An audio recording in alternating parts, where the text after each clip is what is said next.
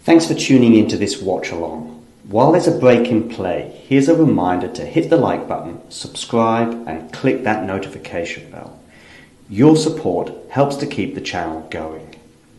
While we're here, you can now become a member to enjoy perks including badges for the live chat, but also bonus material such as interviews with top players from both ATP and WTA tours.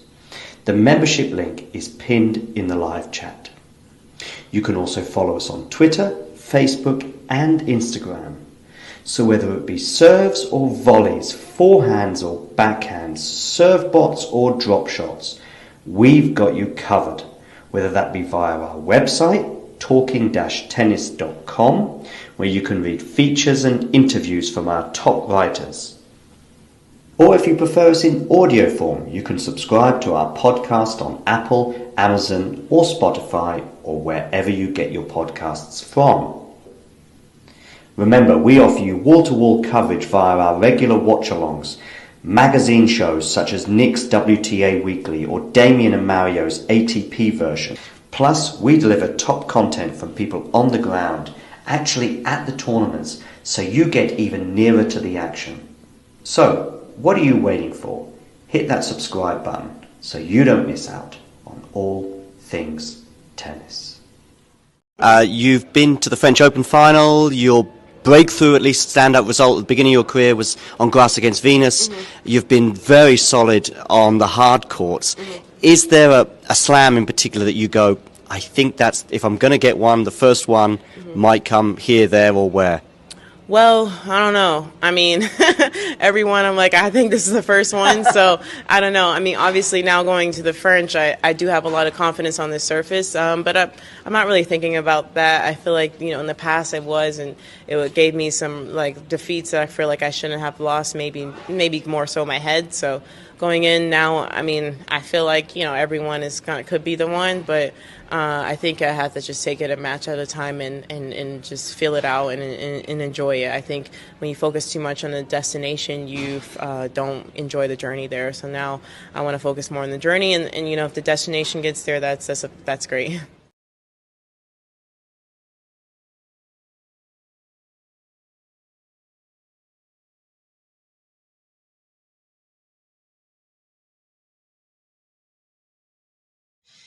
If there's one match from Rafa's story where you think that was a missed opportunity, there was a big chance. There have matches, 2 or 3 in Australian Open.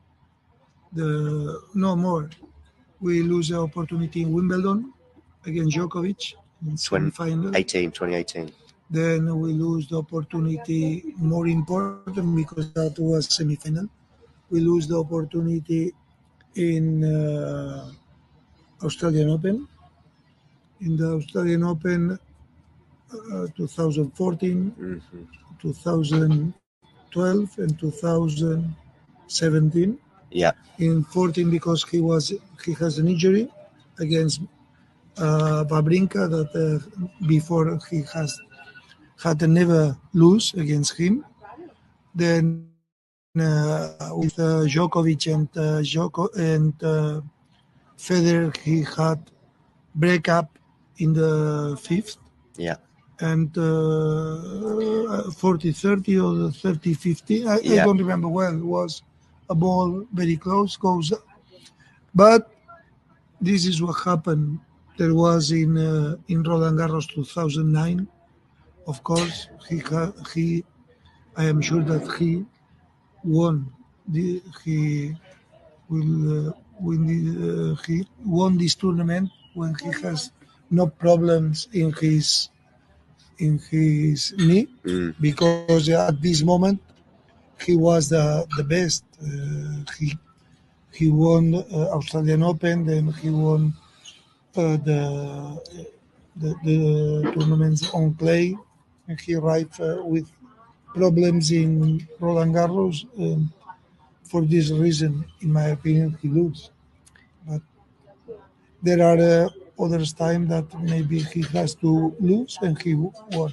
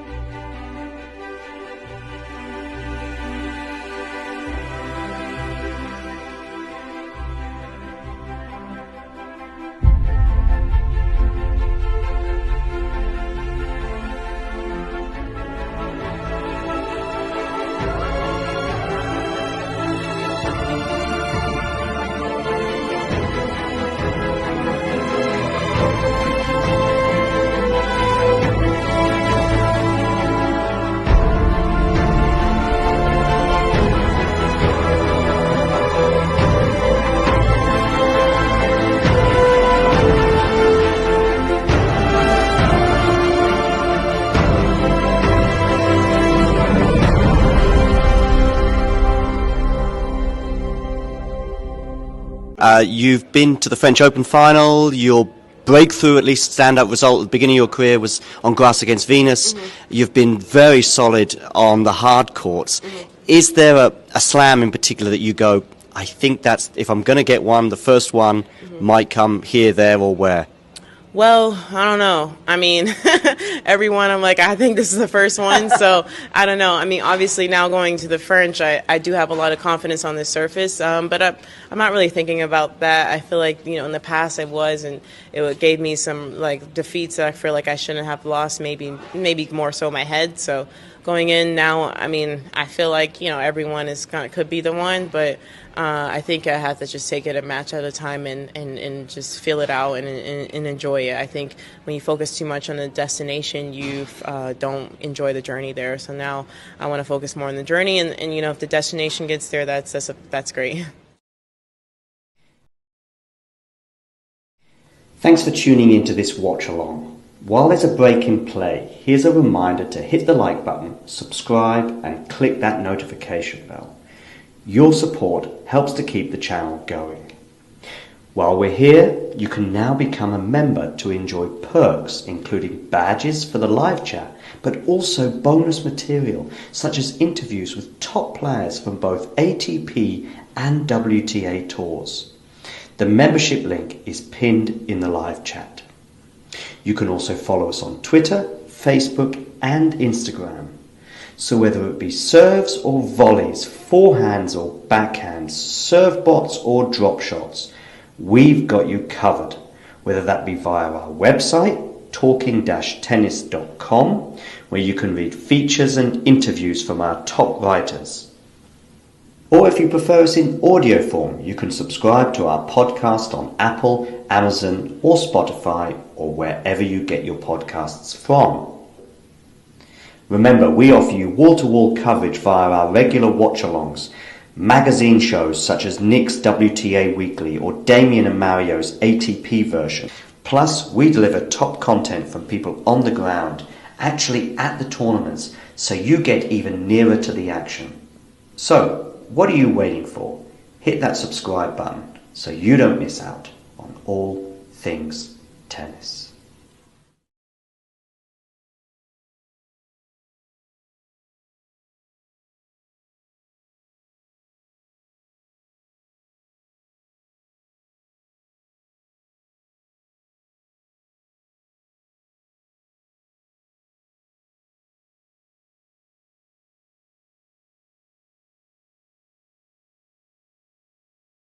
There was some Australian Open final vibes for me today, and I was looking at a couple of comparisons.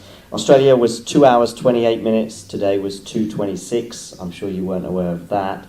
But I tell you, 4 championship points, does that sound familiar? And were you thinking of it during that last game? Actually, yes, I was thinking when I was down with the break in the last game, I was thinking, okay, I did it at the Australia Open, so probably I'll be able to get this win this time again, and it's actually helped me to stay focused and to have this belief in myself. And yeah, definitely this match reminds a lot of Australia Open match.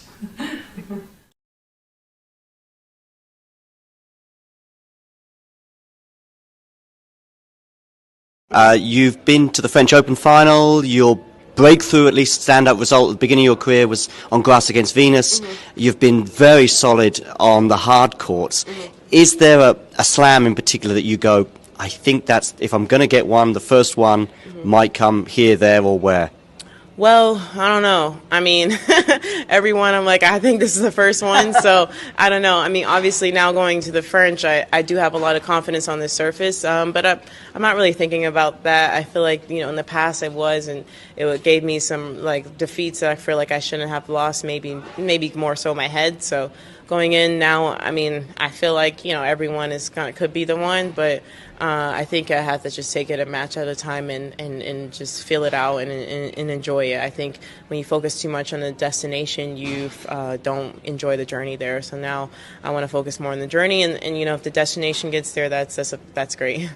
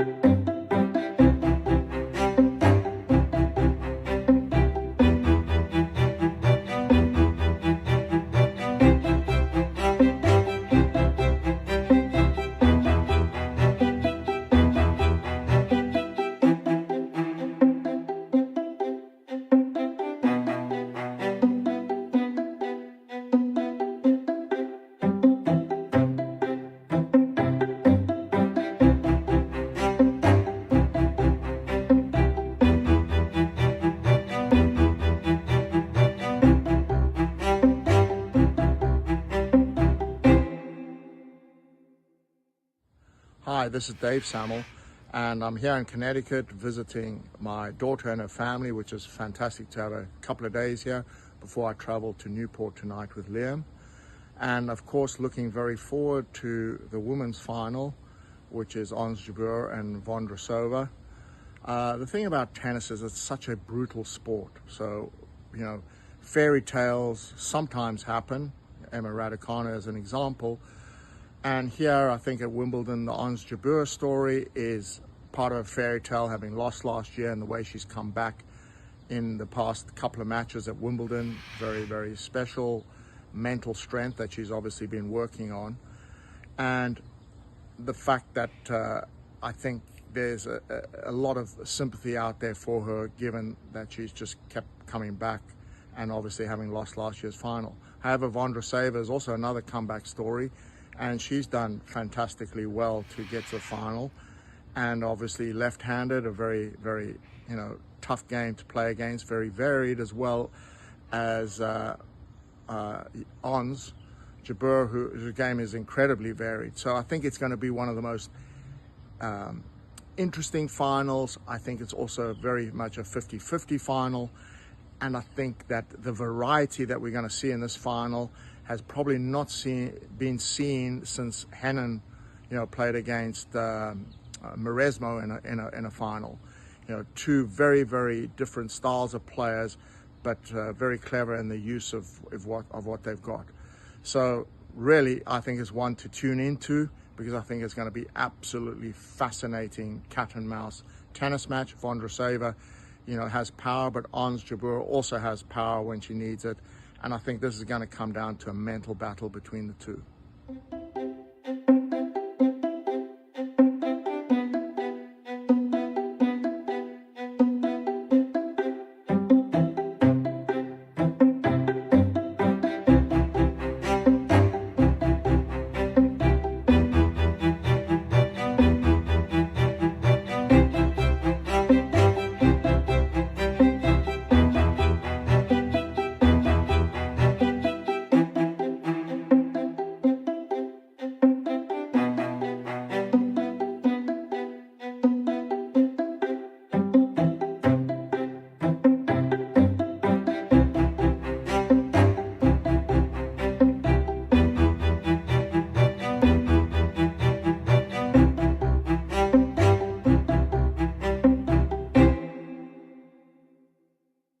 So, Jabeur Vondrousova. Both have already been to Grand Slam finals, and this will actually be a pretty important part of my prediction.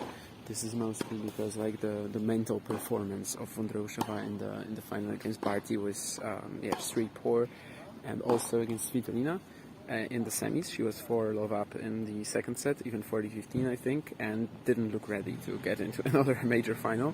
So I think this might be an issue. Well, Jabeur, in the two finals that she lost in 2022, she was actually pretty decent, right? I mean, maybe the first set against Świątek was nervy, but 3 sets against Rybakina, second set against Świątek, she almost won it, got to a tie-break. So I think she will handle the occasion better. So far, she definitely hasn't shown any signs of nerves compared to Vondrousova. And also, Vondrousova has lost some of her opponents so far with her variety, and here she actually meets her match in this regard. Perhaps even someone with an even wider repertoire. So, I think it's going to be Jabeur.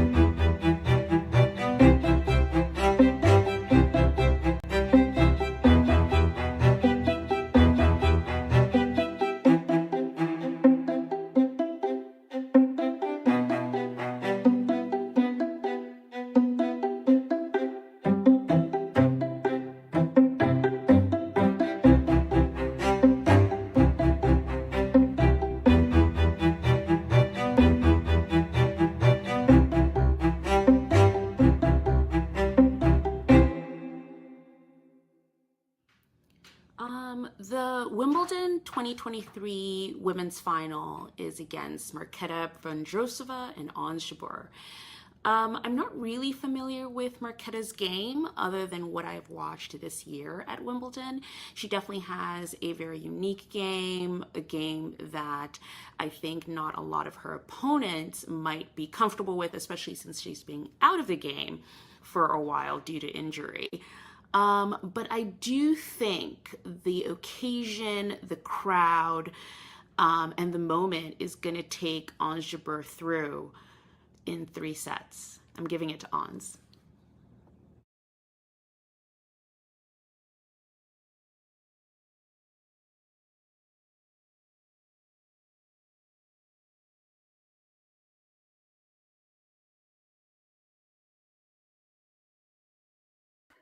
Goes out wide with the first serve. Sabalenka, backhand behind. Forehand Sabalenka, just over that. Forehand Jabeur, moving Sabalenka around. Backhand looped up. Backhand wide from Jabeur. 40-30. Nervy. I mean, she just wanted Sabalenka to make a mistake, I think, on that point. She's playing for the Sabalenka unforced error. And then the minute she tried to go for the backhand, it was tight and dragged out wide. And the crowd are applauding. Her coach is trying to lift her up. One more match point. She's done it with an ace! Ons Jabeur has just made a Wimbledon final for the second year in a row. Ladies and gentlemen, what a comeback. What a player. Ons Jabeur, the hero of the Arab world. I couldn't be happier. The Wimbledon final. Couldn't be happier. Tennis couldn't be happier.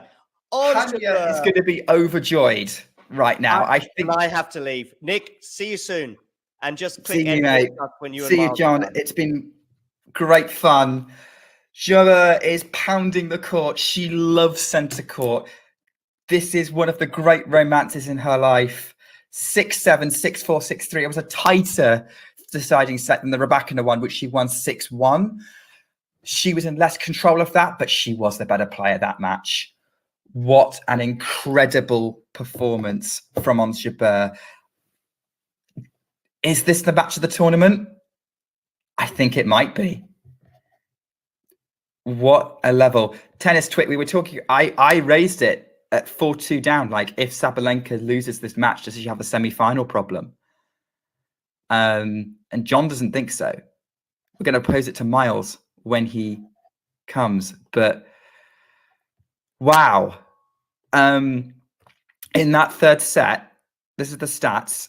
Ons Jabeur, they were both 71% first serve points won. Ons Jabeur was much tighter behind the second, 82% to Sabalenka's 30. Sabalenka hit 12 winners and 14 unforced errors. Ons Jabeur hit 6 winners and 3 unforced errors, 33-26. That is just the third set. The quality was brilliant. Let's have a look at the overall match.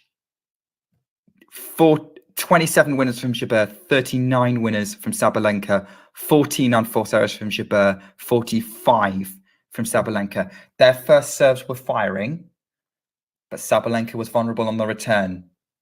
The Jabeur return was piercing through everything Sabalenka was throwing at her, and the Sabalenka errors crept in and kept going up and up and up, and that's what happened during that match.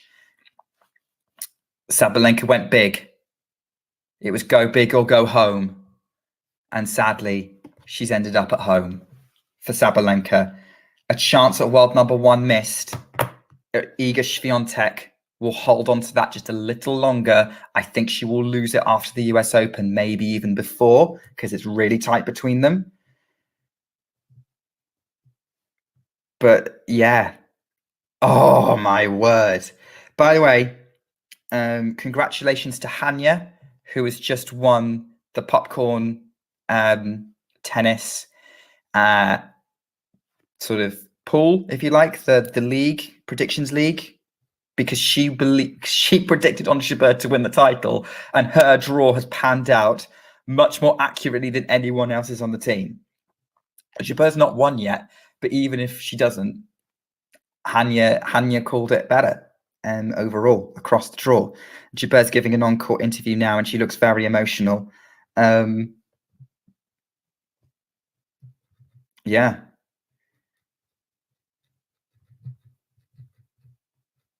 Wow. What a match. Thanks everyone. I hope you all enjoyed that match. It was probably one of the most exciting commentaries I've ever done. The energy was incredible. And that match did not... I was kind of starting to think Sabalenka was going to get that set. And I think if the unforced errors hadn't crept in, if she'd maintained that level, I think she could have done. But Ons Jabeur is playing unbelievable tennis right now. I think this draw that she's had this year is tougher than the one she had last year. One more match left. She's into another Wimbledon final, and she's into another Wimbledon final where she's the favourite. No discredit to Marketa Vondrousova. I think she can give Ons a run for her money tomorrow. I'm a lot more wary of writing Vondrousova off today than I was earlier. But I don't think that Ons Jabeur is... I think Ons Jabeur's learned. I think she's righting some wrongs this Wimbledon. But then I thought fate had Svitolina in the final. And I'm not always the best reader of fate. Will the stars align for Ons Jabeur, or will Marketa Vondrousova steal a first major title as she's stolen her way through? Because she's come out and taken it. She went out today against Denise Svitolina and took it. Ons Jabeur has come from a set down against 3 Grand Slam champions. Not only that, she dominated a 4th against Petra Kvitova. She was by far the better player in that match. And there were doubts. I did have some doubts about Sabalenka. I did think maybe some cracks would start appearing in that game of hers. Full credit to Ons Jabeur. Full credit. Right. I think rather than hear me monologuing about this match, let's have a conversation about this match. Let's get tuned in on this match and listen to the thoughts of Miles David. Do you like that entrance? I did. I really appreciate it. I'm glad we can get tuned in together and talk some tennis. Yes, here we go. Mixing some brands. Here we go. Guys, don't go anywhere. Miles and I are going to be chatting about both semifinals, but I think there's one semifinal that we both want to talk about just a little bit more. I've just shared my thoughts in a little bit of a monologue on how I thought that match went. Maybe a bit more scattergun whilst they're still kind of coming together. Miles, what a match! What did you just share everything you're thinking right now? I enjoyed that. I enjoyed the fact that from a Sabalenka fan perspective, I don't enjoy how she kind of let that slip, because she really had a hand and a pinky on the finalist position in the second set, but she wobbled, and credit to Ons Jabeur for taking advantage of that wobble and really maneuvering Sabalenka around the court. And yeah, getting that W, because it didn't look like she was going to be on the other side of that match holding a finalist position at Wimbledon again. So happy for her. I feel like it's a nice redemption arc if she can win the trophy, especially with how everything happened for her, losing Wimbledon and going on to lose another Grand Slam final of the US Open last year. It's good to see her kind of battle some of the demons that she had in general, and let alone in this match going up against Sabalenka. So that was a really fun women's semifinal.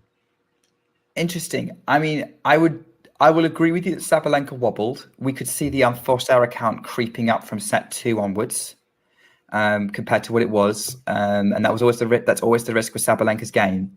Mm-hmm. But I think Ons Jabeur saw the crack and decided to try and kick where the crack was and see what happens. And she broke through. She kicked the crack. She did. She did. She kicked a lot of things today, and I think her return game, and it's funny how often we've been saying this Wimbledon, the return was key in this match. Sabalenka's didn't get better as the match progressed. She really gave away some freebies. Yeah, she gave away some freebies. In step 3, I said a lot. Like Jabeur was lucky with some of those games weren't tighter. Yeah, that was thrilling. I was keeping my fingers crossed that we get one classic semifinal. I don't think this one was a classic, like or instant classic, but it was definitely better than the first one. And I had said yesterday in my Twitter spaces that I was hopeful for a Vondrousova and Jabeur final at Wimbledon because I feel like that would be a court craftiness dream, and we're getting it. So I'm excited. Yeah, I think for tennis purists, it's going to be a lot of fun. For those who like, I don't know, that's probably a little bit of snobbery towards certain tennis fans.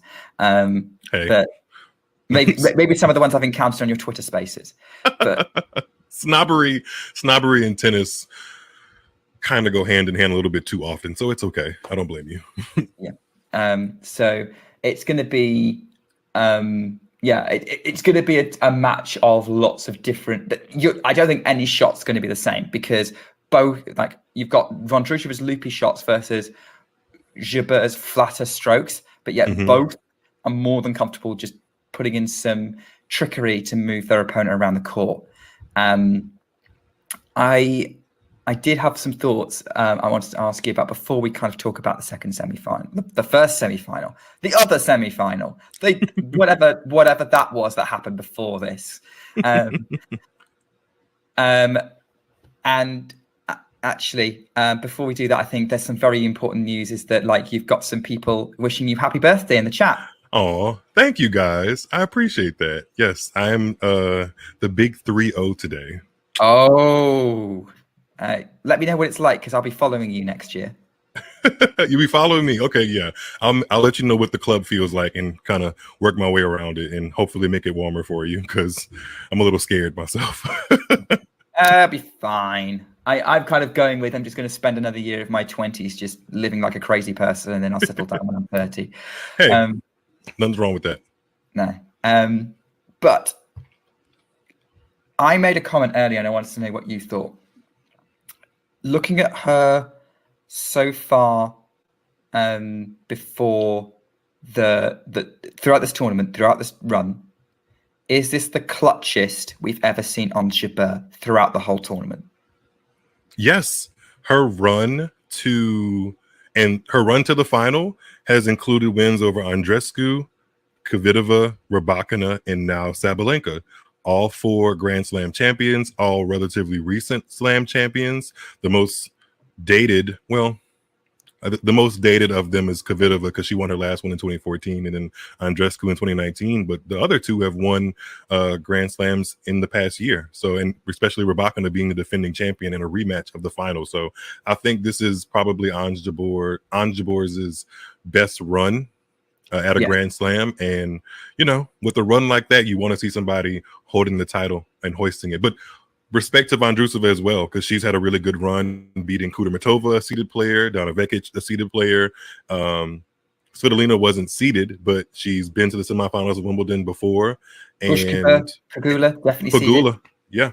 Pegula is the highest seed she's beaten, number 4 seed. So, yeah. Yeah. Well, it sounds like you want to talk about Vondrousova. So let's talk about the other semi-final. It was not as competitive as I thought it was going to be. I just think it was because Vondrousova didn't allow it to be competitive. She ran down everything. Again, it was another amazing return performance from the winner. And she was moving Svitolina up to net, getting her out of position and passing her. And that was the strategy, and it was working. And could she...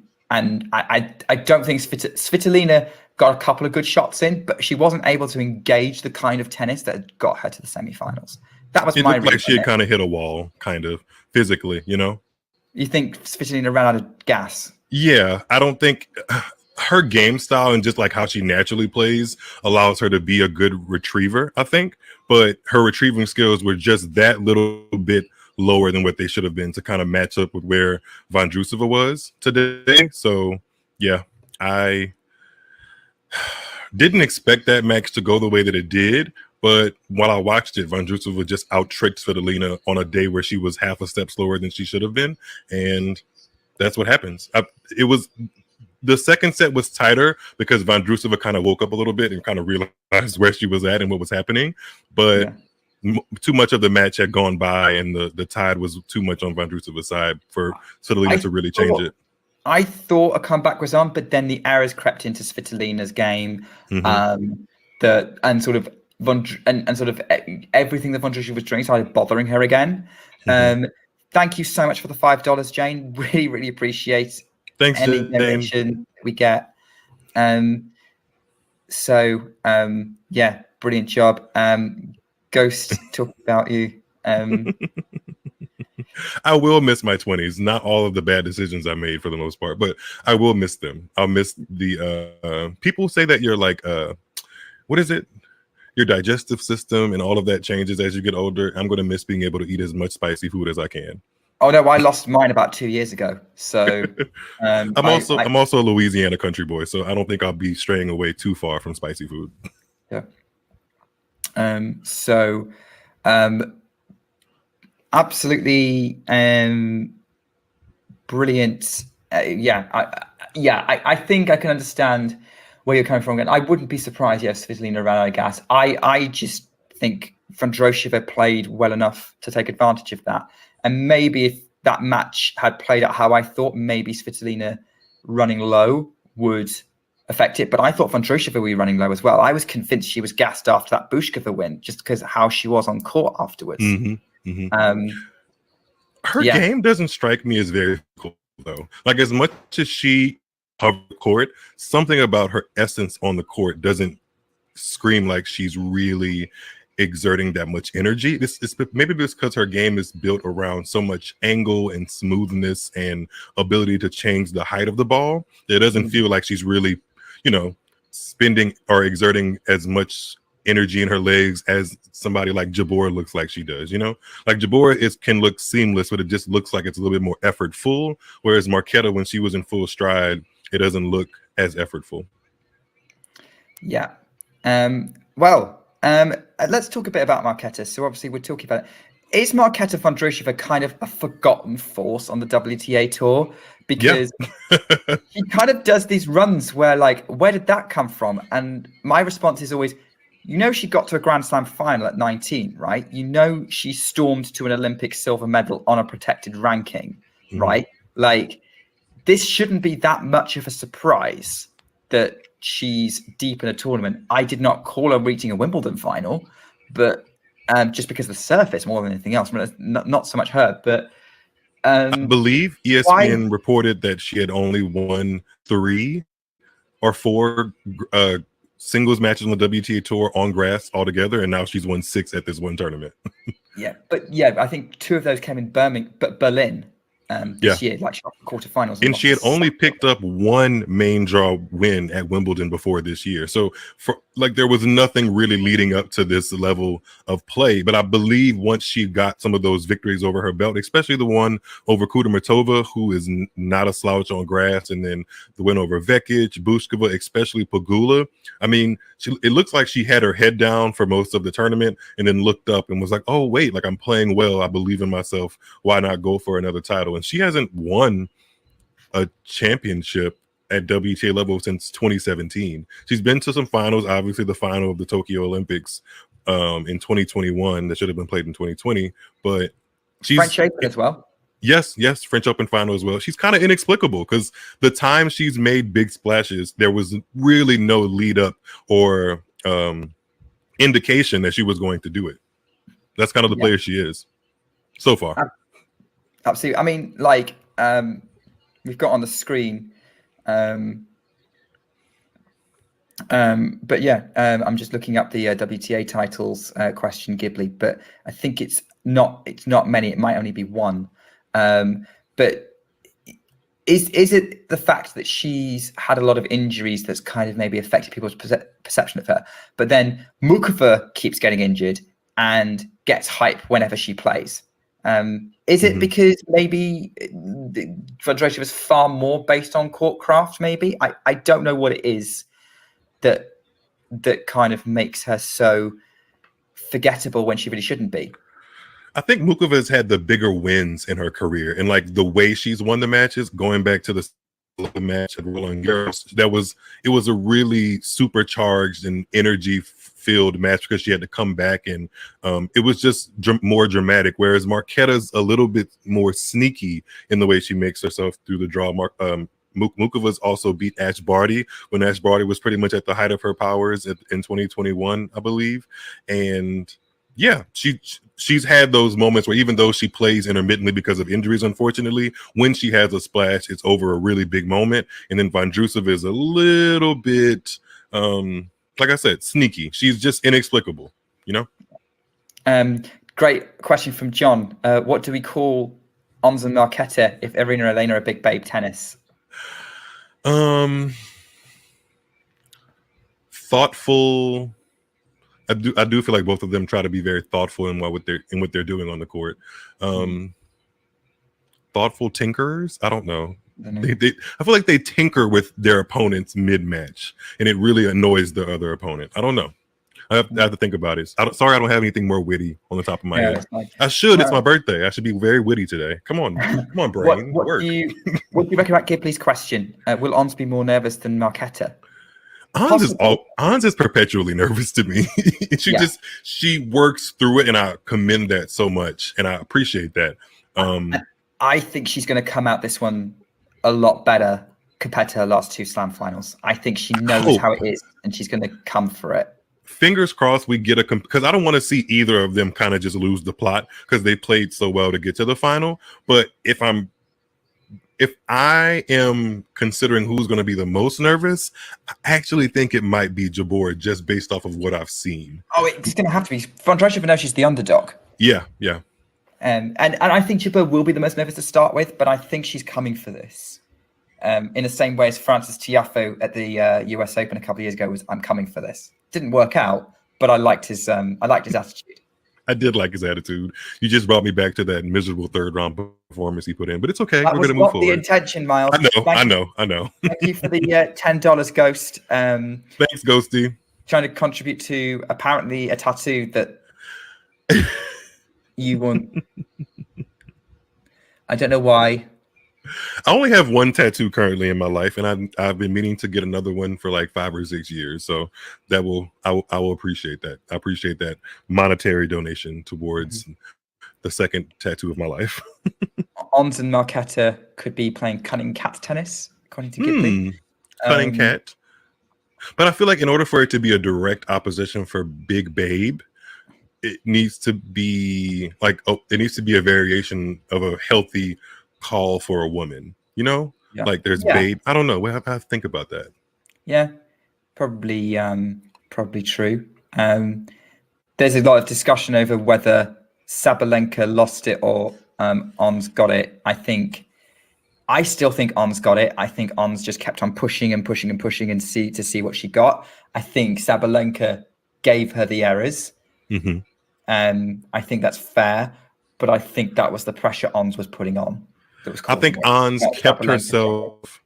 Yeah, I think Ons kept herself just close to Sabalenka enough for if a wobble were to happen, which it eventually did, she would be able to take advantage of it. So that's a way to win a match. Ons Jabeur was just one step behind Sabalenka every moment until Sabalenka wobbled, and she just kind of, sprinted ahead of her, which was fun to watch for sure. Ghost is asking about what the unforced error tally in the Sabalenka match was. If I've actually got it in front of me, it ended up being 14 unforced errors, for Jabeur, 45 for Sabalenka. I always feel like Wimbledon's a little bit, I don't want to say they pad the stats, but it feels a little, even though Sabalenka did have some very loose ground strokes. 45 seems a little, 45 seems a little high. Yeah. I look, no one's good on like tracking forced errors before. So yeah, there's that. By the way, question from before about Vondrousova. She has only won one WTA title, which was the first final she played. That's how she made her big splash. Yeah, she was a teenager. Hardcourt at BN, beating Kontaveit in the final, and then she's lost the following four in Hungary, Istanbul, Roland Garros, and the Tokyo Olympics. So she's looking to put that run for her to an end. Otherwise, that record's looking very Sakkari-ish. Well, at least her trophy cabinet looks much shinier than Sakkari's. They have more actual moments of her winning as opposed to her being the runner-up. Wait, you mean Vondrousova's trophy cabinet or Sabalenka's trophy cabinet? Sorry, Vondrousova. Oh yes, it is Sakkari-esque, but Although there has been some conversation around does Sabalenka have a semi-final problem because she's now 1 from 5 in major semis, and I don't think it's all semis like Sakkari.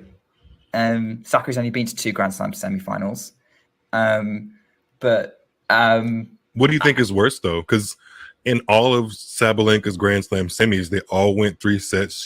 They all had opportunities, whereas in Sakkari semifinal, she had a match point against Krejcikova, and then in the other semifinal against Raducanu, she just basically didn't show up for that match. I don't know which one is worse. I'm not sure if it's better to have had opportunities in a match and lose it, or to just kind of get beaten by the better player on the day and not really have a shot. So I'm not. What do you think? Is it better to be close or to not have had a chance at all? To be close. I'd say to be close.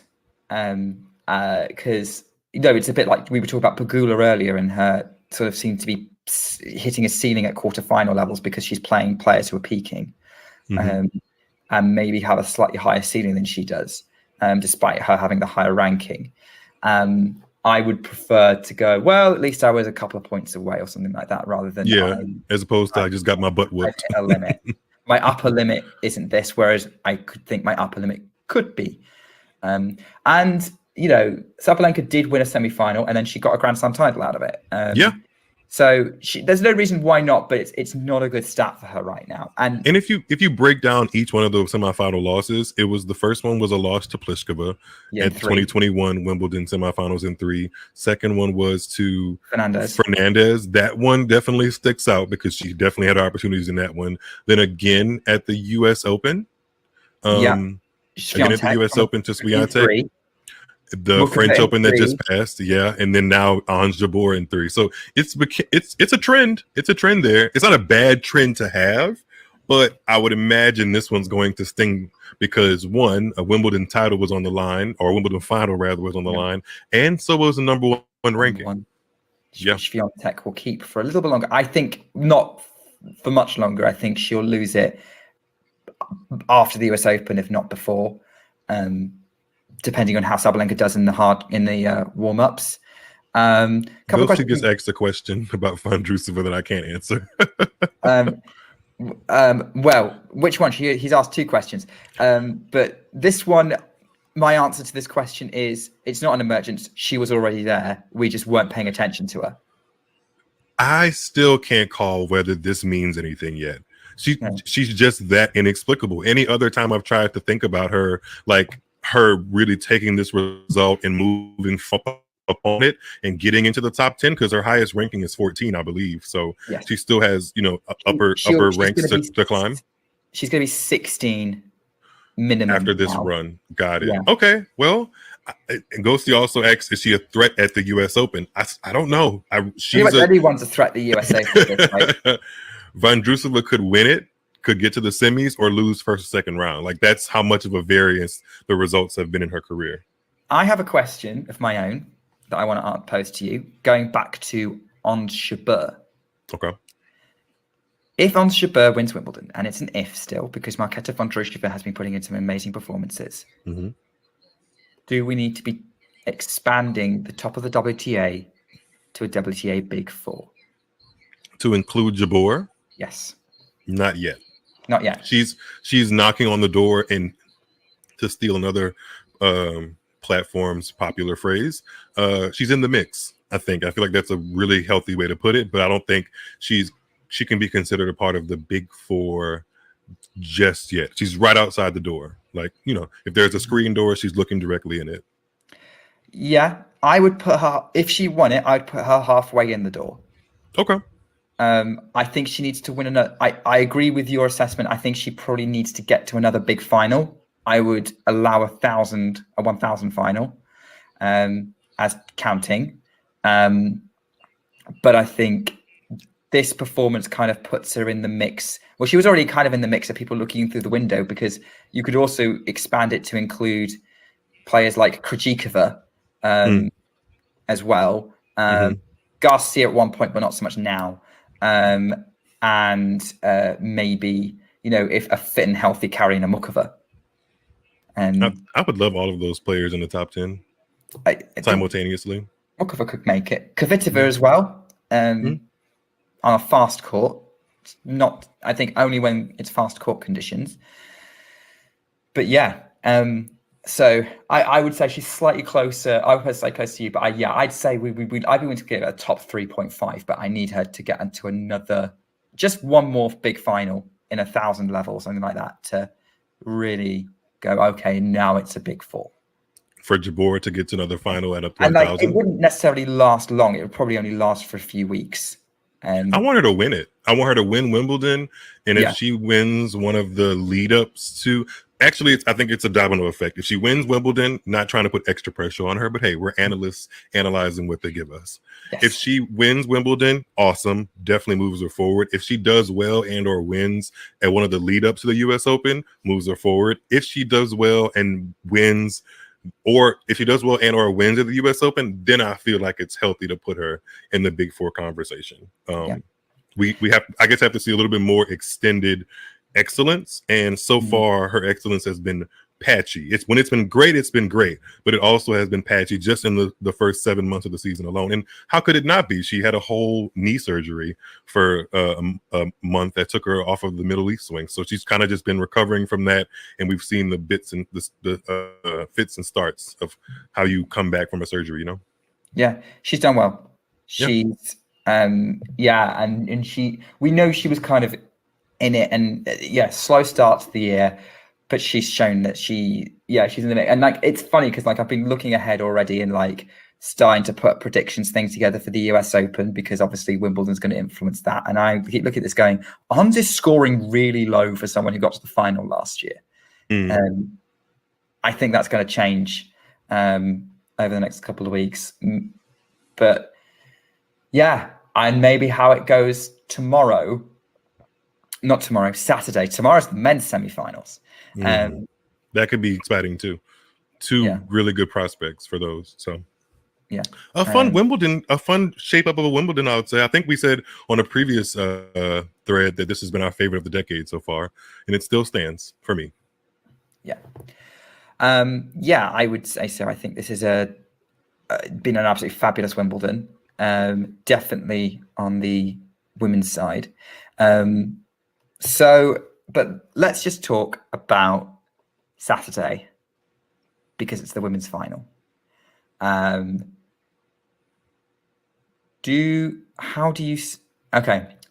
We thought that these two semi-finals will play out a certain way, and they didn't. And they didn't, because I thought Svitolina, Vondrousova would be Svitolina in 3, and I thought Sabalenka Jabeur I thought would be close. I wasn't actually willing to. When I was pushed on calling it, I went for Sabalenka, but I wasn't super comfortable. I would have done the same thing, but I think you said in my Twitter mentions, or to the response of the graphic I put out, your gut wanted Jabeur, but your head was my head was telling me Sabalenka should win this on paper, but my gut's telling me there's something special happening with Jabeur right now.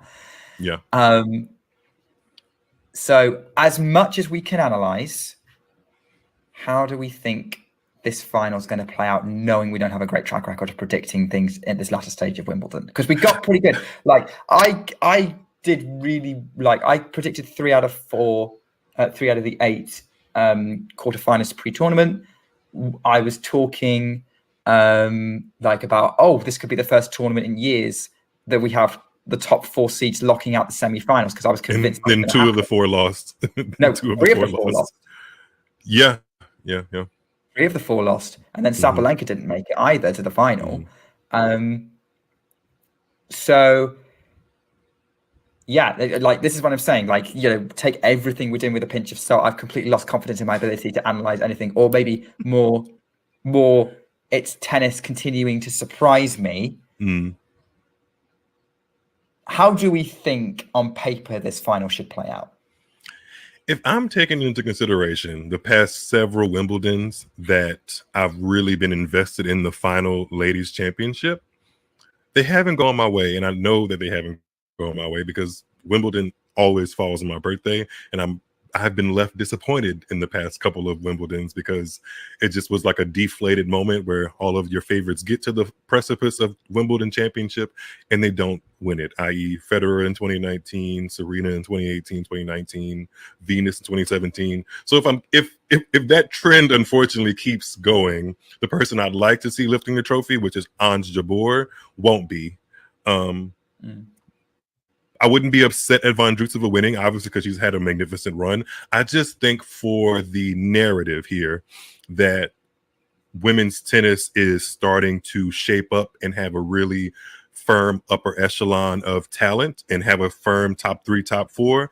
I think Jabeur winning helps solidify and push that narrative even further. Whereas if Vondrousova wins, it'll feel like at the number 42 player that she is ranked in the world right now, it'll kind of feel like the narrative of the field being super open and it's anybody's game to win will kind of still perpetuate in women's tennis. So this is a really crucial moment to see which way I believe tennis is going to move forward, especially on the WTA, because I really do think, obviously, like, everyone plays to get to these moments. So if Vondrousova wins, I feel like that gives all the players ranked 30 and below, even if they haven't, even if have been to a final or not, that gives them added belief that they can do it. Whereas if Jabeur does it, having knocked on the door and been a more consistent top 5 player, I feel like that, like I said, makes it feel like there's a little bit of more gatekeeping at the top and for the winners of these big trophies. So I think I want to lean more towards the gatekeeping than I do towards anyone in the top 50 or so can potentially win a Grand Slam. I like more of the gatekeeping where there's on the women's side, because we haven't had it in a while. So I'm leaning for Jabeur, but I also see the excitement that would obviously be Vondrousova winning. Yeah. So. Okay, so that's an interesting perspective on it, sort of how we would prefer it to go. And I agree with you. And I think it would be good for women's tennis to have that little bit more consistency in obviously, we're going to have a first-time major champion, regardless. We're going to have a first-time Wimbledon champion, regardless. Vondrousova, under any other circumstances, would be the player I'd be rooting for. Because it's Ons Jabeur, because of the heartbreak, because it's Wimbledon, and because of what she's done on this run. I feel like it'd be a massive anticlimax if she didn't do it.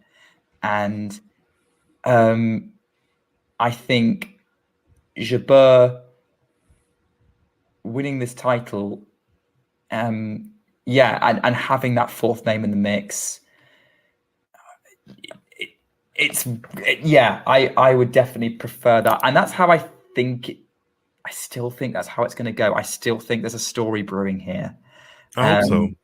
That would be, I think Ons is coming for this. She's coming for that trophy. I would love to see. That would make a birthday week capped off nicely, I think. I think Hanya would want to see it more.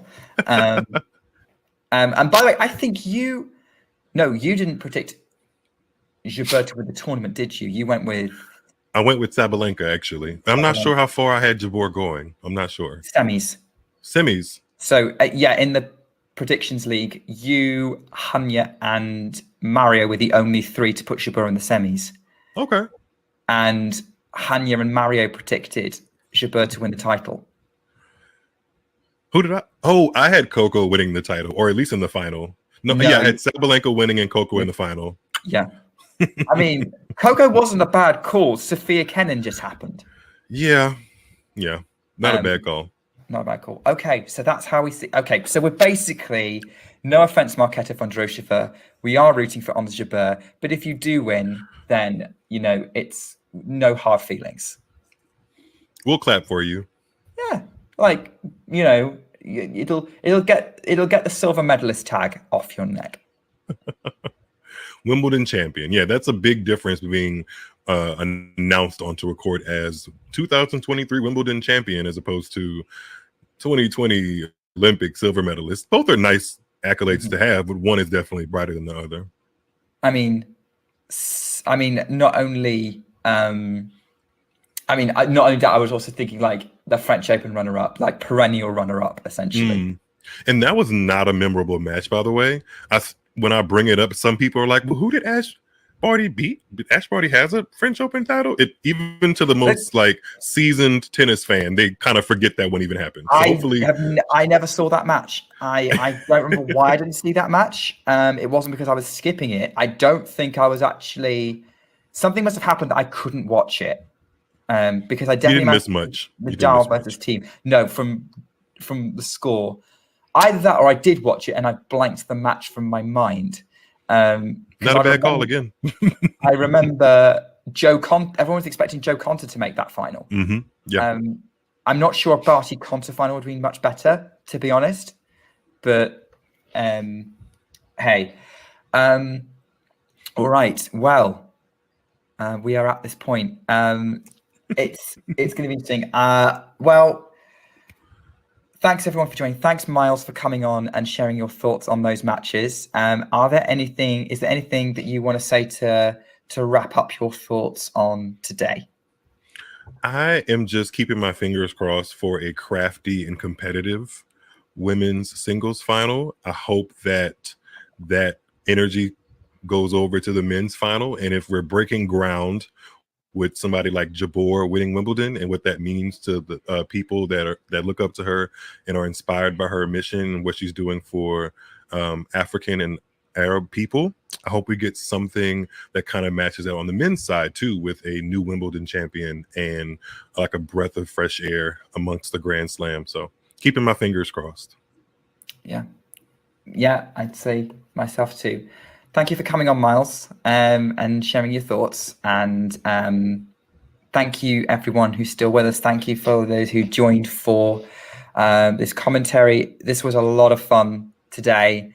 One of my favorite matches I've ever commentated on. And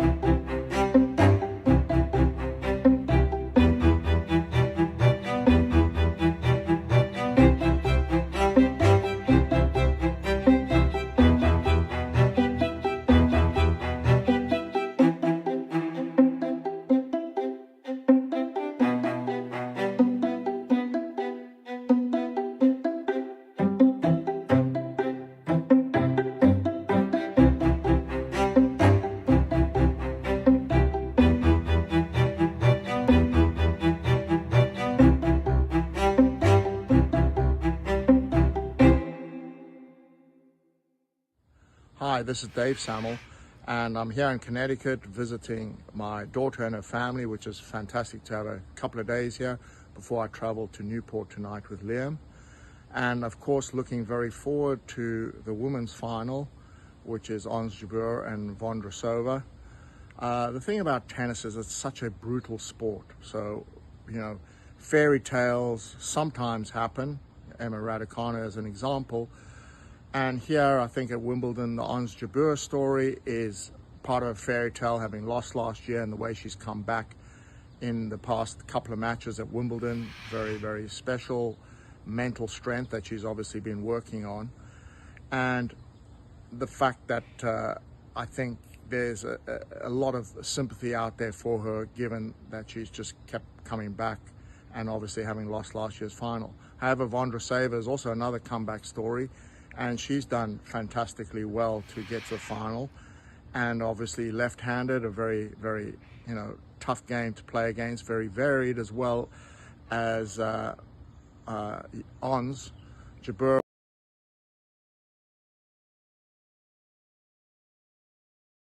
I think it's going to be one of the most interesting finals. I think it's also very much a 50-50 final. And I think that the variety that we're going to see in this final has probably not been seen since Henin, played against Maresmo in a final. Two very, very different styles of players, but very clever in the use of what they've got. So really, I think it's one to tune into, because I think it's going to be absolutely fascinating cat and mouse tennis match. Vondrousova, has power, but Ons Jabeur also has power when she needs it. And I think this is going to come down to a mental battle between the two.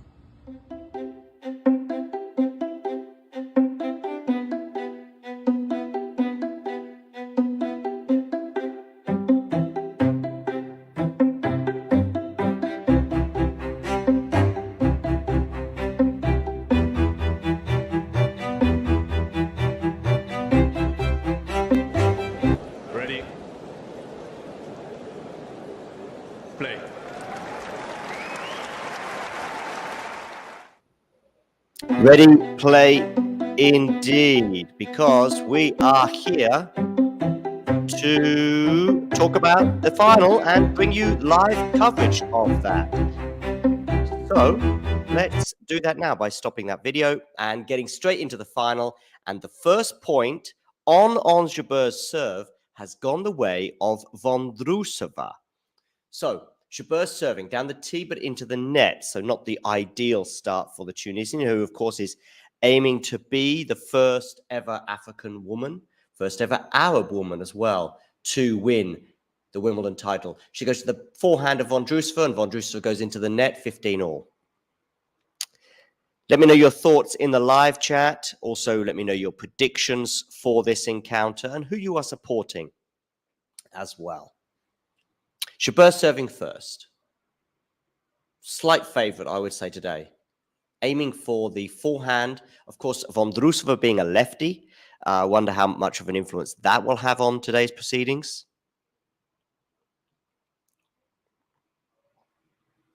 Second serve.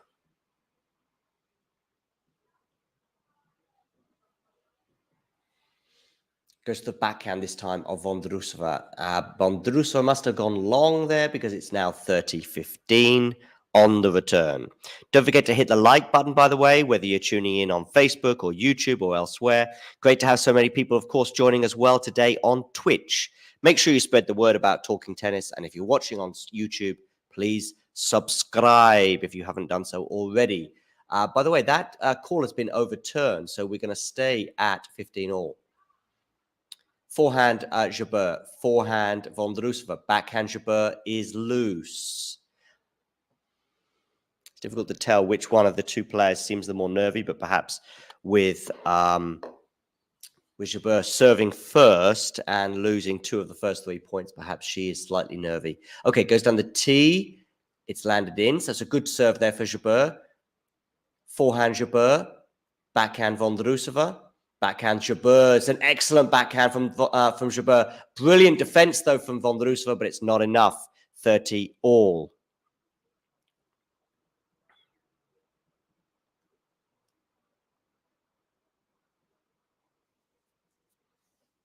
Jabeur serving 30-all.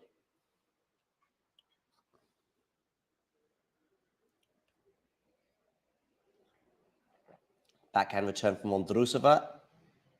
Ooh, did Jabeur's serve land in? The umpire says no. So it's going to be a second serve.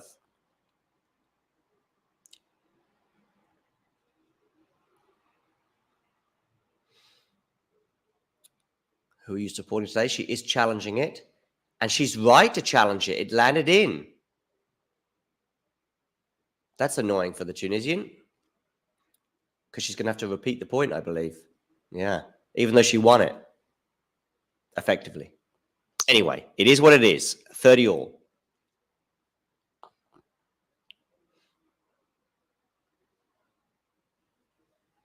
Goes down the tee. This time it will be a second serve because it didn't land in.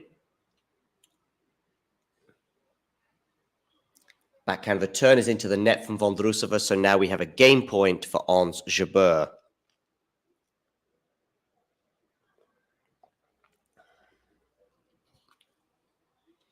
Jabeur serving. Down the tee into the backhand of Vondrousova. It's unreturnable, so it is 1 game to love. Let's have a quick look around Twitter to see what's been going on in the Twitter sphere.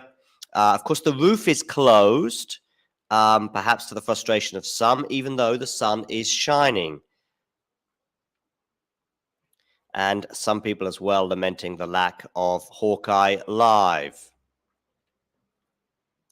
Jabeur leads 1 game to love.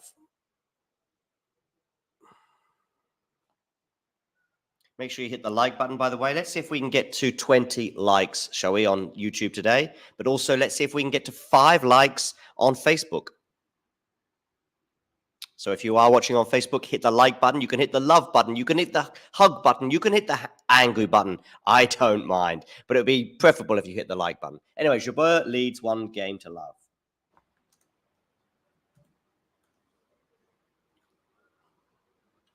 We are on the Vondrousova serve, and it's 15 love. Now Jabeur, though, has a pretty comfortable forehand, forces the error from her opponent, 15 all. I can see Jack as well. Just give me the thumbs up, Jack, when you're ready. Okie dokie. I'm eating, but I'm ready. I'm ready. Yeah, no problem at all. I'll talk through a couple of these points. I'm probably a few seconds behind you anyway. We've got a Jabeur, fairly easy forehand. We saw a few easy forehands, a bit loose though from Sinner yesterday, but wow, that's nice, Jabeur. 15-30 on the Vondrousova serve. I was suggesting after the first 3 points that perhaps serving first was not doing Jabeur any favors, but she got out of a bit of trouble at 15-30, and now it's Vondrousova who's in a spot of bother at 15-30 on her serve. She will not want to go down an early break here, that's for sure. Go on, Jack. I was just that's a great start already.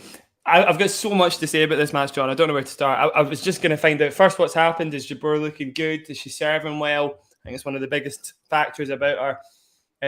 Yeah, she's looking good out the gates. I mean, it's pretty self-explanatory, right, John? 2 break points. Listen, the first 3 points, I would have said no. But then, to be fair, she then served really well after that, including, as I'm sharing on the screen right now, she got the unfortunate call from the umpire who overruled a correct call from the line judge, if that makes sense. And Jabeur had to do her serve again. So instead of being 40-30 up, as she should have been, she had to go again, and she maintained her composure and served it out. So I would suggest she served pretty well in that first game, despite losing 2 points. Of course, she's putting her opponent under pressure right now. I do want to hear your thoughts. Definitely, Jack, and she's broken already. I've got so much to say about this matchup. Where do I start? I think a lot of people are thinking that Jabeur is maybe not as heavy a favourite as the odds would suggest, because Vondrousova's won a couple of their last meetings. And also, Jabeur's been quite up and down this year. First things first, Vondrousova is one of those players that thrives on making the opponent awkward, making them hit up-team backhands, with her lefty forehand, playing drop shots. That is Jabeur's bread and butter. She loves that sort of stuff on a grass court. That is the key, though, on a grass court. If it's a hard court and it's bouncing up, there's no point slicing it because it's going to set up. On a grass court, she's happy to trade slices all day. So as soon as you see Vondrousova play a drop shot, if Jabeur gets to it, she should be the heavy favourite to win the point from there. And we just saw it earlier, a slice down to Vondrousova's backhand. She attempts the lob and it goes long. That's one of the key points to that break there. It's going to be a fascinating match to see if Jabeur can hold her own, because on paper, she should be the heavy favourite to win this match. Heavy. 65-35 for me. Yeah, that's quite heavy, yeah. That's pretty heavy, I would say. So 2 out of 3 times Jabeur wins this match. One favourite for me is sort of 60 territory. Yeah. I thought that at first, John. I did think that at first, but everything Jabeur's been doing this tournament is giving me a lot of confidence in her. It's given me a lot of confidence. She's not been nervy. You know, she's stepped up to the occasion every single Grand Slam champion she's played, all 4 of them.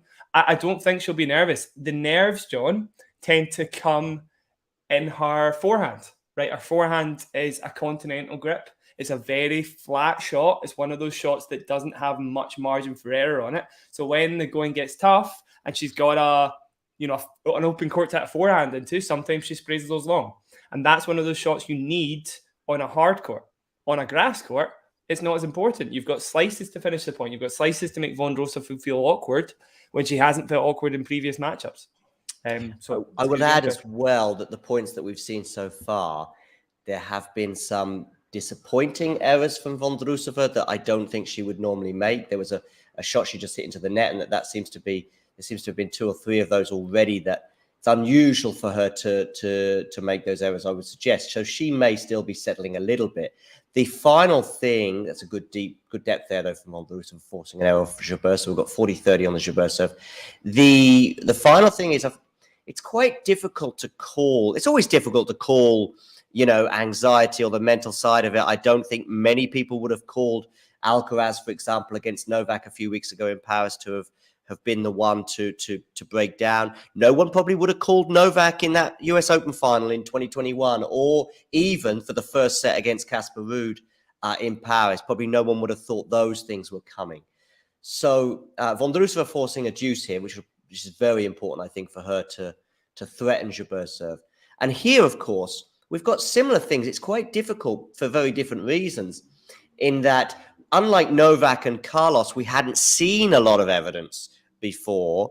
With these two, we've got 3 Grand Slam finals where they let themselves down. Is probably too strong, especially for Jabeur, I think. But they certainly maybe, Vondrousova, it's easy. I would suggest she didn't turn up in that final against Ash Barty.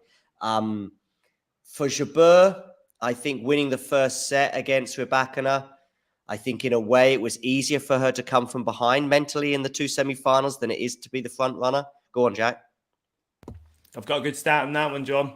So I don't know if you saw this one, but Jabeur has played, I believe it was 16 deciding sets in Grand Slams in the past 3 years, so since 2021. She has dropped the first set in 11 of those, and she has won 10 of those matches. Oh, wow. 10. Process that information. That's crazy. That's like, she likes coming from behind them, basically, rather than being the front runner. Absolutely, which is just unheard of. It's very bizarre, but I absolutely agree with you. The pressure is off when you drop that first set. She's able to swing a little more freely. Suddenly that forehand doesn't feel quite as sorry Ghost.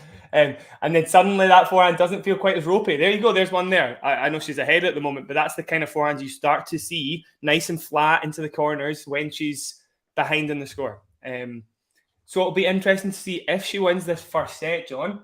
Does she then start to feel a little bit more flaky? Because 6 of those deciding set matches, she won the first set and she won 50% of them. Okay. And she should be, when you win the first set, you should be winning about 2/3 of your matches, if not more.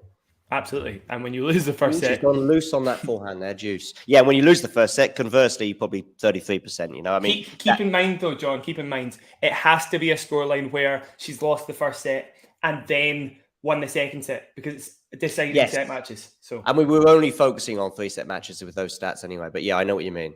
Yeah. And I also, listen, feelings just watching on TV at home can be deceptive, but I think to support that, she was serving for the first set against Rybakina, and it's so much more difficult from an anxiety perspective to serve it out, if you like, than to just break as she did in the second set.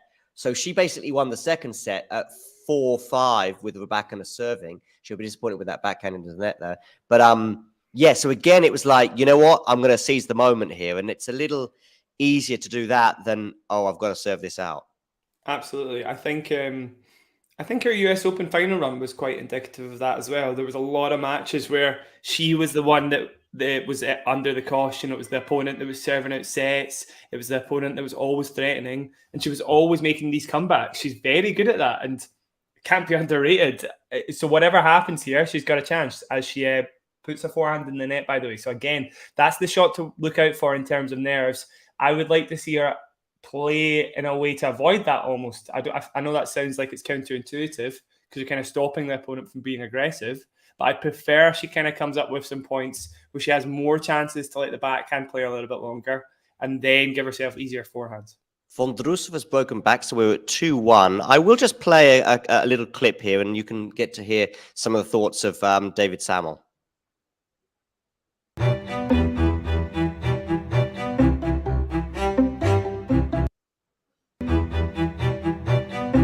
Visiting my daughter and her family, which is fantastic to have a couple of days here before I travel to Newport tonight with Liam. And of course, looking very forward to the women's final, which is Ons Jabeur and Vondrousova. The thing about tennis is it's such a brutal sport. So, you know, fairy tales sometimes happen. Emma Raducanu as an example. And here, I think at Wimbledon, the Ons Jabeur story is part of a fairy tale, having lost last year and the way she's come back in the past couple of matches at Wimbledon. Very, very special mental strength that she's obviously been working on. And the fact that I think there's a lot of sympathy out there for her, given that she's just kept coming back and obviously having lost last year's final. However, Vondrousova is also another comeback story, and she's done fantastically well to get to the final. And obviously left-handed, a very, very, you know, tough game to play against, very varied, as well as Ons Jabeur, whose game is incredibly varied. So I think it's going to be one of the most interesting finals. I think it's also very much a 50-50 final. And I think that the variety that we're going to see in this final has probably not been seen since Henin, you know, played against Maresmo in a final. You know, two very, very different styles of players, but very clever in the use of what they've got. So really, I think it's one to tune into, because I think it's going to be absolutely fascinating cat and mouse tennis match. Vondrousova, you know, has power, but Ons Jabeur also has power when she needs it. And I think this is going to come down to a mental battle between the two. Mental battle as well, which I think was interesting, as I just saw Jabeur put a forehand into the net and punch her thigh in frustration. As you suggested as well, Jack, it's a shot to keep an eye on, the Jabeur forehand. Yeah, and immediately you can see she's getting really angry at herself. I found it interesting the whole tournament. She's been trying to stay positive. You know, there's been that positive mental attitude thing, and she's not been berating herself for losing these points. Immediately that tells me she wants this. Obviously she wants it, but you know what I mean? She's not showed it as much in her own matches. She's very calm. She's just been in the present. She needs to get back into that mindset for sure. I know it sounds a bit cliched, but it is true. It's definitely true. She plays best when she's kind of relaxed and she's playing confident, happy tennis. There we go. Big backhand down the line. 30-all. Pay attention, by the way, to how many times does Jabeur win the point after she slices? Because so far, I've not seen many Vondrousova winners from that position. Longest rally of the match at 20 already. It's often the case that we see these lengthy rallies, bizarrely, as the players tire. I often see like the lengthiest rally is in the third set. I think the longest rally that Federer Nadal had in that epic 2008 final came in like midway through the fifth set. It's almost a refusal to miss at that point, isn't it, John? Maybe, but it is a bit of a surprise in that you'd expect fatigue, but yeah, maybe somehow we draw on something, but yeah, maybe it's caution as well. But sometimes these epic rallies are not full of caution either. I don't know. It's kind of inexplicable for me. As we get break point, by the way, Jabeur 30-40 at the moment. I'm just finishing my roll, so there's going to be no more. What are you having? It's a focaccia roll with coronation chicken on it. Oh, focaccia roll. I've got a bizarre situation. Oh, my phone is behind the computer. I couldn't They're going forehand to backhand, by the way, cross court. Jabeur double handing it. I'd like to see the slice at some point. She's going for a forehand down the line. Not to much avail, though, as Vondrousova saves it with a slice. Jabeur onto a drop shot. Tries the redrop. It just clips the net. I don't like the redrop from there. I don't like the redrop. She had plenty of time. I would have went re-slice, I think. Slice down. Yeah, she also went the wrong way with the redrop, I think. She was maybe trying to be clever by going that way, but Vondrousova was there ready. Yeah, she was on it. She was probably on go it. the other side and then make Vondrousova run a bit further. Yeah, I think Vondrousova would have got there with a little time to spare, right? Yeah. She's almost at the service line before it even hits the net. I still expect Jabeur's returning to be top class. Jabeur's returning against Sabalenka was by far some of the best returning I've seen ever in a Wimbledon semi-final. It was insane. It just every single return drifted back to the baseline or smacked back to the baseline, different paces, different varieties. Lovely forehand there, by the way, from Jabeur to go up another break point in this game. Ghost is on fire. I wouldn't expect anything less for a Wimbledon final, Ghosty. Yeah, he's bringing his best for the final. Here we go. Second serve for Vondrousova, though I expect it won't make too much of a difference. Jabeur slices with the forehand. I love that return. And then open kind of down the line. Still had some work to do, but she had a chance there at the pass. And just before that point occurred, I was thinking one of the things that I love about Jabeur is some of the disguise she puts on her passing shots, cross court especially, but actually just down the line almost as much. And I thought, here we go. But no, on that occasion, didn't work into the net. Deuce. And I will stand by that. I would not be surprised if Vondrousova's first and second serve points are fairly similar in percentage. Okay, yeah. I picked up on that, actually. Oh, is that in? Oh my goodness, that's in. That was a miss hit, I think, from Jabeur there, but the point goes on. Lovely backhand down the line. It's golden. That's amazing. That's a really good shot from Jabeur. Yeah, nice.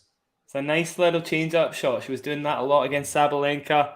It's very important against Vondrousova, obviously, if you want to avoid that loopy forehand of hers. Honestly, John, I'm still pretty surprised to see Vondrousova in a Wimbledon final. I know she's a great player. And I obviously picked her for the French Open final, so I'm not underrating her at all. Her game's not really that grass-like. No, but also the draw. You know, someone, as I said, I didn't expect Garcia or Pegula to get there for many reasons. And Swiatek was picked by many to get to the final, understandably, just because she's just an outrageously good tennis player. But once we start going beyond those three players, you know, that are in the upper sort of parts of the top 10, well, then you're looking at Kudermetova, who I had in the final, Vekic, who you had in the final, or Vondrousova, I would say, was possibly the next on the list. It was just such a lopsided draw. I still can't believe that we don't have Rybakina nor Sabalenka in the final in many ways. But yeah, it was just such a lopsided draw that so many people, unfortunately, were on one half and had to. Otherwise, if you just put a couple more players from one half on the other, boom, suddenly they're a contender for the final. That's taking nothing away from Vondrousova, who may well end up going on to lift the title. Something, by the way, I want to touch on right now. Jabeur's got a break point here for 3-1. But something I'm really interested to know is the meters covered today. Because of the variety in the play that both have, you know, in a way, you know, Rybakina, Sabalenka, you know, unbelievably short points at times with those two because of how well they serve and how much power they have.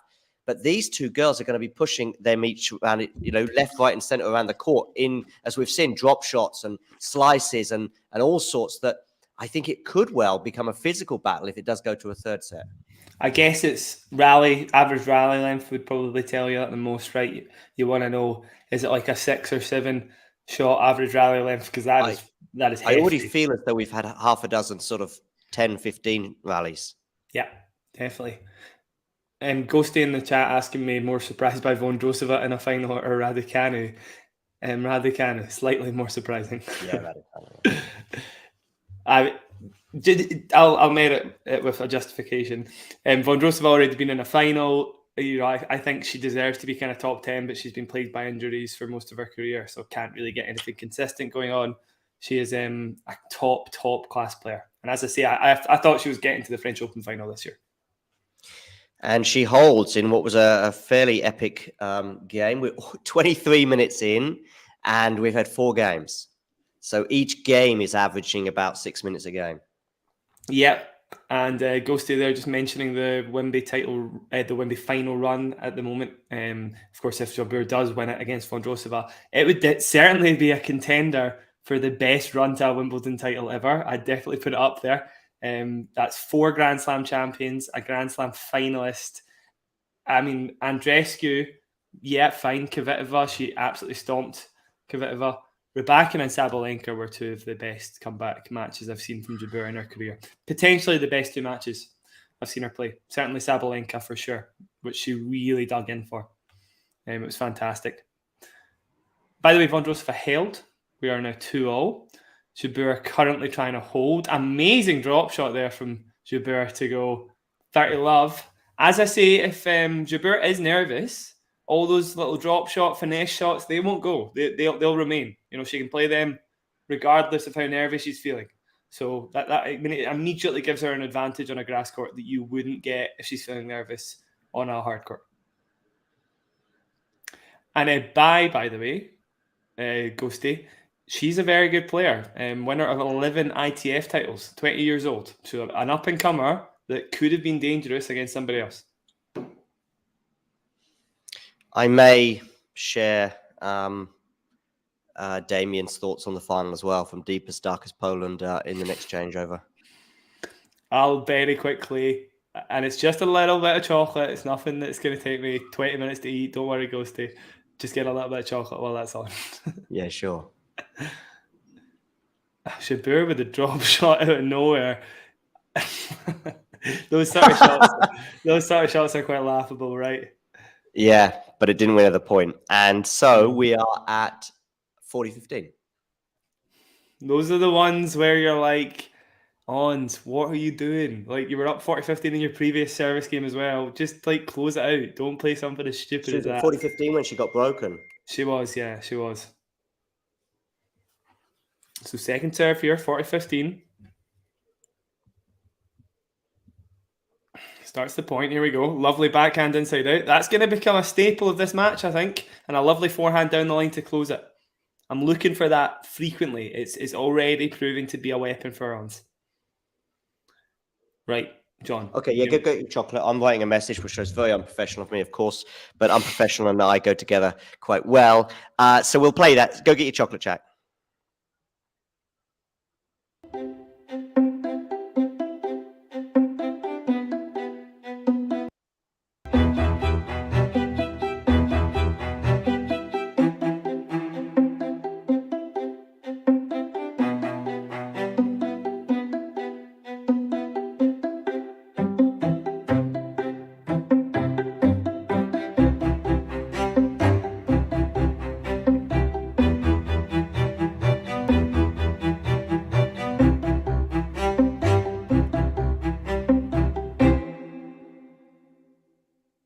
So, Jabeur Vondrousova. Both have already been to Grand Slam finals, and this will actually be a pretty important part of my prediction. This is mostly because, like, the mental performance of Vondrousova in the final against Barty was just really poor, and also against Svitolina in the semis. She was 4-love up in the second set, even 40-15, I think, and didn't look ready to get into another major final. So I think this might be an issue. Well, Jabeur, in the 2 finals that she lost in 2022, she was actually pretty decent, right? I mean, maybe the first set against Świątek was like nervy, but 3 sets against Rybakina, second set against Świątek, she almost won it, got to a tie break. So I think she will handle the occasion better.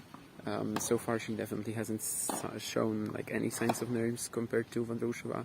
And also, Vondrousova has lost some of her opponents so far with her variety, and here she actually meets her match in this regard. Perhaps even someone with an even wider repertoire. So, I think it's going to be Jabeur. There you go. He thinks it's going to be Jabeur too.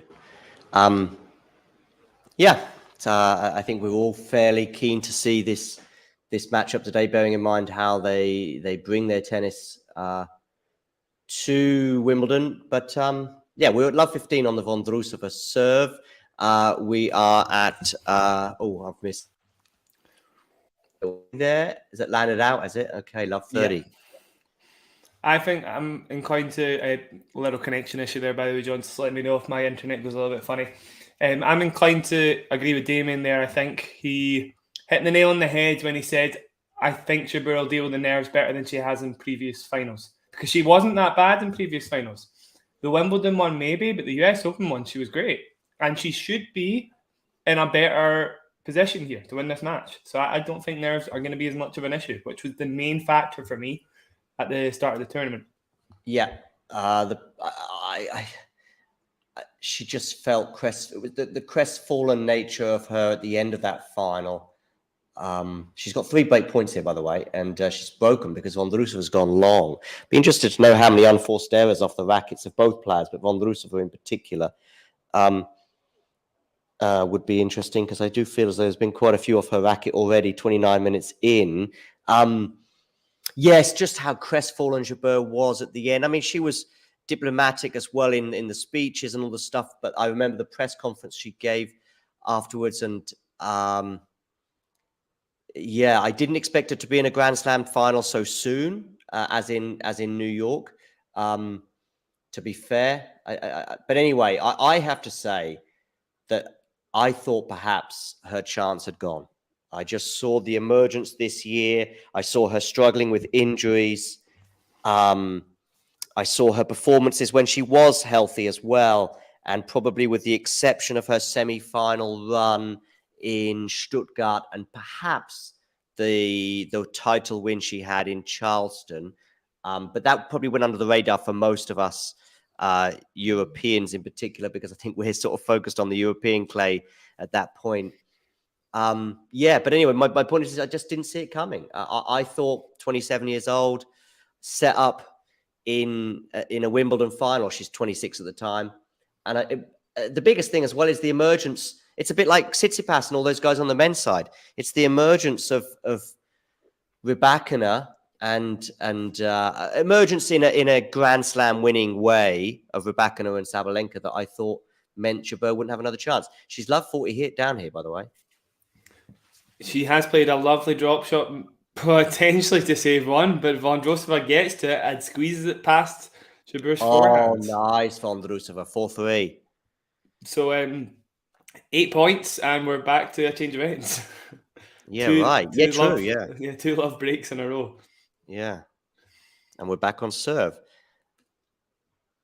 The number of breaks of serve here is interesting. Maybe not too surprising, but Ons can serve very well.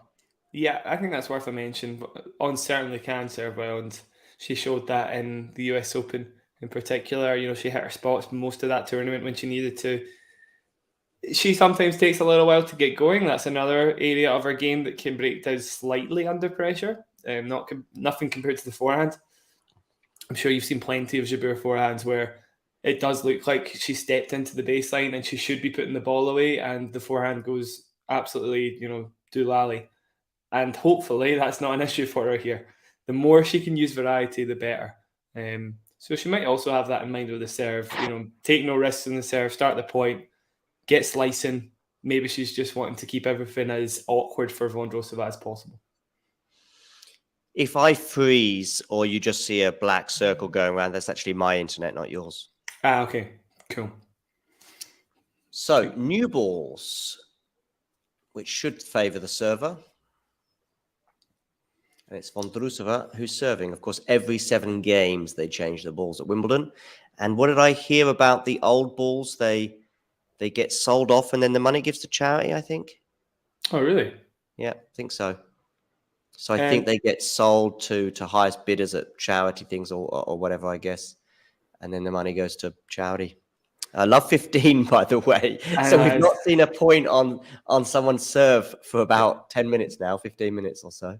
9 points anyway. 9 points, yeah. That's yeah, better. For sure. I actually don't think the new balls will help Vondrousova that much. The more pace that Sabalenka was sending at Jabeur anyway, the harder Jabeur was hitting it back. Pace doesn't bother her. She doesn't have to create her own pace. She almost likes it because she's got such a flat great, but actually generating pace can be quite hard. That's a good example. There's one just there. You'll see it in a second. A sort of slower second serve into the body at 81 miles an hour, and Jabeur's forced to kind of slap it, hammer it into the corners, and she misses. So it'll be interesting to see how Vondrousova uses her serve throughout the match. With the exception of somebody I know who has a second serve underarm, with the exception of that, I actually quite like a bit of pace on someone's serve. Oh, absolutely. Same. I think it's far, far easier. Unless, there's a few players at our club that are, semi-pro to be fair. But apart from them, the other guys that they don't hit it with as much spin, John. That's the thing. If you don't hit the serve with that much spin, it's quite easy to read. It's quite easy to just then redirect back. It's when it's got all that kind of sideways motion, top spin, kick, all that, then it can be a little bit awkward.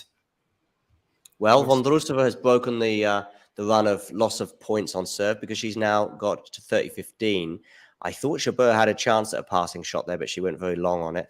Clips the net, so it's going to be another first serve. Ons will want to keep the pressure on here. She knows that she's in every single service game. Does spray the backhand long though, and it's 40-15 now. This one's on a knife edge, John. There's going to be some pressure moments, and if there is a pressure moment where Jabeur's got an open court with a forehand and she misses it, don't say I didn't tell you so.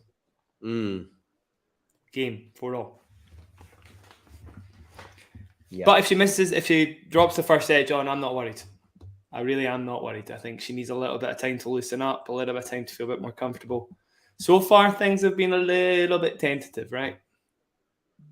From both players, I think. Yeah. Full. Here we go. Must-hold game, really. Yeah.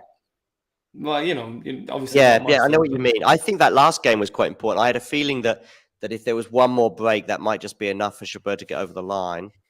And now it's almost like I feel as if the next break might well be significant or decisive, rather than these breaks keep getting exchanged. Yeah. Jabeur sprays a backhand long, so it is love 15. Here we go. It's a let. Gets another first serve. I might be a bit ahead, John. Sorry. It's okay. So second serve here. She's not known for her double faults, at least. She will get the point started. Slicing now. Here we go. Vondrousova trying to slice back. Jabeur with a lovely forehand into the corner. Open. Oh, that's nice. And I'll wait till you've seen the point, John. Nice change of direction, yeah. Nice change of direction, exactly. It's been going down the line the whole time. So nice little change up to go back behind there, cross court. Great point from Jabeur. I mean, the element of surprise there would have been the main thing. I think Vondrousova, like all of us, would have been expecting her to go down the line, but she's also going to be in a position where she's got to go perfectly down the line, but she often does go perfectly down the line. Yes. In the end, she went cross court. Ooh. I know, another one. And just a little bit tight 30-15. again. Yeah. Some forced errors so far from Ons. Great first serve to the tee. I'm not sure how many, but I'm just saying most of the points that are Vondrousova's winning, it seems to be Jabeur. Don't miss that, Ons. Oh my God, John. Oh! I was looking at the first smash, and I thought that was the one that she was going to miss. But that was tentative too, because she should win the point cleanly with that first smash. But she decided to do a cautious first smash, which then brings on the second, although the second was even easier. The second was not hard. Yeah, the second really wasn't hard. Oh God, it's another backhand into the net, and Vondrousova is handed the break of serve. 5-4. First time I think Vondrousova's had the lead. First time, yep. And now she will serve for the first set, which was not really on the cards at all. I think you're right to not be concerned, but it's certainly a set that Jabeur could have and should have won. The feeling against Sabalenka at the end of the first set was that a tie break? I just can't remember. I think Sabalenka won it with a break. Rybakina won with a tie break, definitely. It was a tie break as well. Sorry, John. Was it a tie break with Sabalenka too, was it? Yeah, it was, yeah. And then I think she she was up playing better in those two matches, that's for sure. so far. Yeah, well, so far there wasn't many nerves in those matches. Her backhand letting her down is one for the books. I wasn't really expecting that. It's a lot easier to be less nervy in the backhand because you've got a second hand on there. It just keeps it a little bit steadier, easier to control the racket face. This is worrying stuff for Jabeur, and I'd like to see a bit more variety. Hang in the points, make it difficult for our opponent instead of, well, so far it's been cheap as chips, John. I'm going to just step out for this last game. Cool. And I'll be back. Cool. Let's see if John's absence will make Ons feel a little bit less under pressure. Here we go. Manages to get the return back. Jabeur trading backhands to Vondrousova's forehand. Nets a fifth backhand in 6 points. Yep. There you go, Ghosty. Here we go. 15 love. Jabeur certainly not out of it, but she needs to find some rhythm quickly if she's staying anywhere near this set. Second serve here. Get a bit of variety into play. Come on, yeah. Tries to slap a forehand into the court. Misses the net, or hits it into the net, so 30 love. This would be a brutal Jabeur loss. I really don't want to see it transpire like that. I'm not necessarily taking sides, but we all know Jabeur's story. 2 finals lost. It would be very difficult for her to stomach another one where she's the overwhelming favourite, I would say. 65%, not overwhelming, but pretty big. 30 love. Second serve to the Jabeur backhand. Sprays it wide. This has been a shocking few games in a row. 40 love. This one's probably done. Vondrousova not doing too much. Bar putting the ball in the court at the moment. Big serve out wide. Forces the error. And it's set Vondrousova 6-4. That was a very, very loose end to the set from Ons Jabeur. Just turn the volume up, Jack. So if you ask me something, repeat. Okay, cool. That was ropey, wasn't it, John? Yeah. I mean, even the way that last service game went was very tame. Ons is going off court for a freshen up, I suppose, and maybe even a bit of fresh water on the face and a Andy Murray style staring into the mirror and cajoling perhaps a slightly better performance in the next set. She started well there. She did start well. I was pretty confident in her the first few games she played, and then it kind of just went off the rails. 4 games in a row. Yeah. A question about somebody in Vondrousova's box. I have no idea, Ghosty, personally. I don't know if you have any idea who this animated person is. No, I'm afraid not. I know the person you mean, but I'm afraid not. There's a good telling stat about the first serve to second serve points won, John. We're looking at 48% first serve points won for Vondrousova, 70% second serve points won. So it's almost like the pace is helping Jabeur in a way. She's not forced to generate any of her own pace in the first serve returns. So far, this is tough numbers to stomach for Ons, definitely. Let me see if I can get a screenshot of this. Yeah, I've got it. Indeed. I'm just going to post this out into the Twitter sphere. Vanch is going to join us at the end of the match. I don't know what your time is like, Jack. Yeah, no, absolutely fine. I can hang around for a while, definitely. 20 minutes, yeah. This is tense. This is tense, John. This is tense. You can see you're just looking at the Ons team. Yeah, they're all feeling very nervy. Vondrousova knows all she has to do is play base level. John, I'm going to get a bit of ice because my arm is get a bit of ice. Throbbing. Cool so down. Give me a second. Do it. So these are the stats that Jack was referring to that I'm now about to share on the screen, which should be done thus. There we go, like this. So yeah, just having a quick look at the first set stats there. Just the one ace between the two players. Ons Jabeur getting that ace and no double faults, which is obviously healthy, but it's the first serves in from Jabeur, less than 50% compared to 70% from Vondrousova, being huge. Neither player has served volleyed. The break points won. Jabeur has had 7 break points, but Vondrousova, far more ruthless, winning 3/4 of the break points that she earned.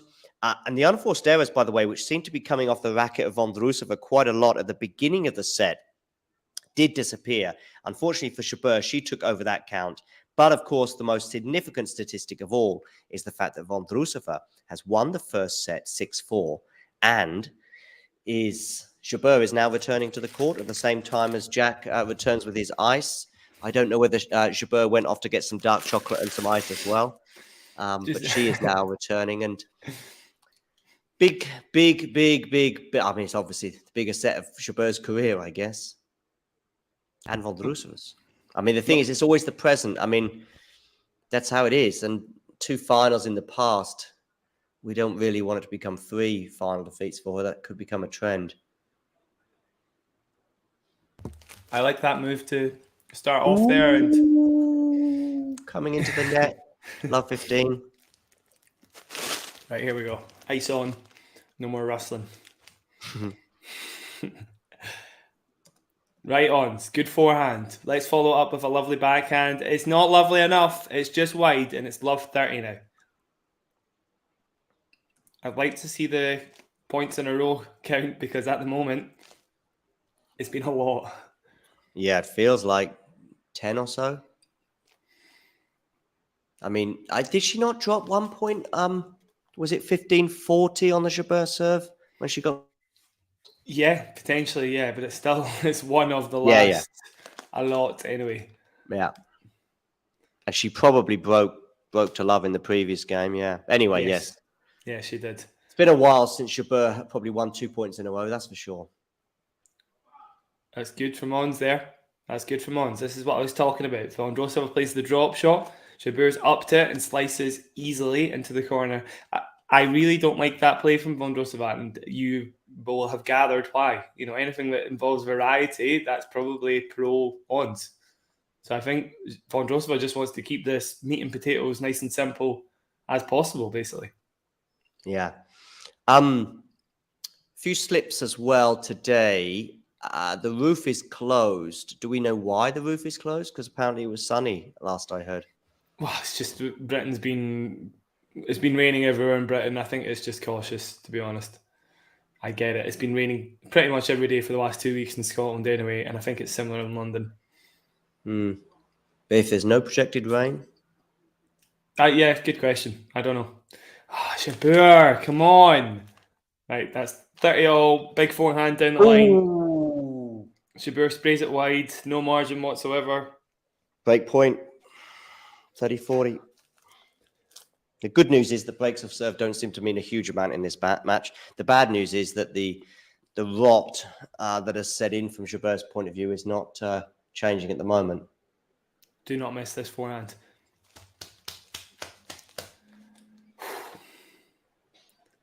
Oh! Into the net. Yeah. And Vondrousova has an early break of serve. This is brutal. This is brutal. So far, this is absolutely brutal. And it's the run, I think. It's the run rather than necessarily being any more nervous than normal. But it's a mental thing. But when you're on a run of games that you keep losing and points you keep losing, I mean, conversely, Djokovic said about his tiebreak run that it actually helps him. You know, when he goes into a tiebreak, he feels, oh, okay. And conversely, of course, his opponents also feel that too. Yeah. And Jabeur is on a mini run of her own right now of not many points in the last 20 minutes or so. Probably about 90% have gone the way. And of course, we've gone about a 4-5 Vondrousova in terms of games, because I think she would have been 4-3, maybe even been a 4-2 down in that last set. May well have been 4-2. I'm not sure. I think it was 4-2. Was 4-2. Yeah. We're looking at a run of 5 games now, and we're already at 15 love on the Vondrousova serve here. How's your serve? Nope. I think, John, you're cutting out a little bit. I think just while John gets his internet back up there, I'll take over for now. 1 point or 2 points even. Yeah, you're cutting out a little bit, John. Maybe internet your end possibly. Vondrousova with 3 consecutive service points to go up 40-love here. It's pretty easy, Ozzy, so far. Again, a lot of this has just been Jabeur, unforced errors, nothing too special. So once Vondrousova holds this serve here, a little bit of a delay, she gets a second serve, but she has 40-love up. As Vondrousova holds this serve, here we go. Okay, no, she's missed that. So Jabeur does win 1 point here. I was going to add the next service game is absolutely crucial. So maybe Jabeur can just use these final few moments of this service game to gather a little bit of rhythm. Unfortunately, ladies tennis, best of 3. There's not much time to gather your affairs if you're feeling off. So she's really got to get something on immediately. Actually, yeah, Jabeur is 28. I thought she was 27, but yes, she should have been 27 a year ago and 28 now, almost 29. Oh, it's a lovely shot. Ons. Is that the shot of adrenaline that she needs? Here we go. Kind of passing shot that I love from her. You know, yes. Just absolutely perfect there. Here we go, 30-40. Massive point. Then it's game on. Here we go. Chip return is deep enough to neutralise the serve. And another forehand cross-court winner here. Deuce. From 40-love down, we're at deuce. Here we go. Boom, boom, boom. 3 in a row. I was literally just saying, talking about the next game and how it must be a must-hold. Here we go. Ons has still got a little lifeline here. Is it that cross-court pass that gives her just a little bit extra, that saves her here? Second serve. It's a double fault. Break point Ons. Sometimes that's all you need. One shot to go your way. One amazing shot just to give you a little bit of freedom, just to make you feel a little bit less nervous. Here we go. First serve. Vondrousova catches the toss. And again. First serve out wide. Jabeur doesn't quite get it back into play. That was a good serve, to be fair. One of the best she's hit so far in the match. Juice.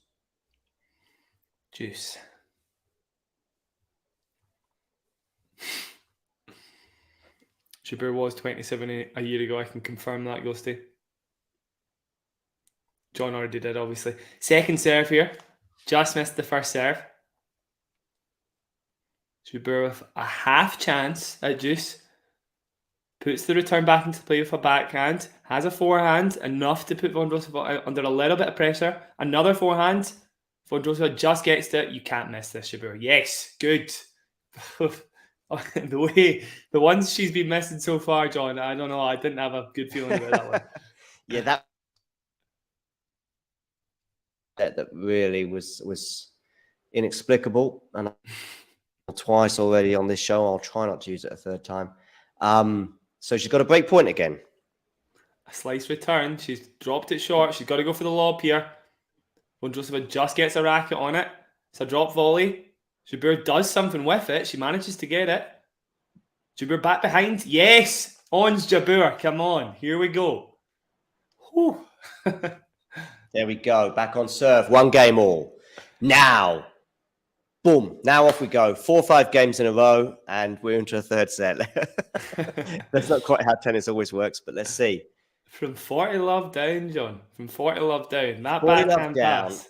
And I think I said at the time it's been about 90% of the points going the way of Vondrousova. And I think that wasn't an exaggeration. It was probably something like 18 of the last 20 had gone against her, including 5 games in a row. And it was soon to be 6. But back in that game. And let's see how Vondrousova reacts now, because now it's her that's got the sort of mental baggage of having been a set and a break up in the Wimbledon final.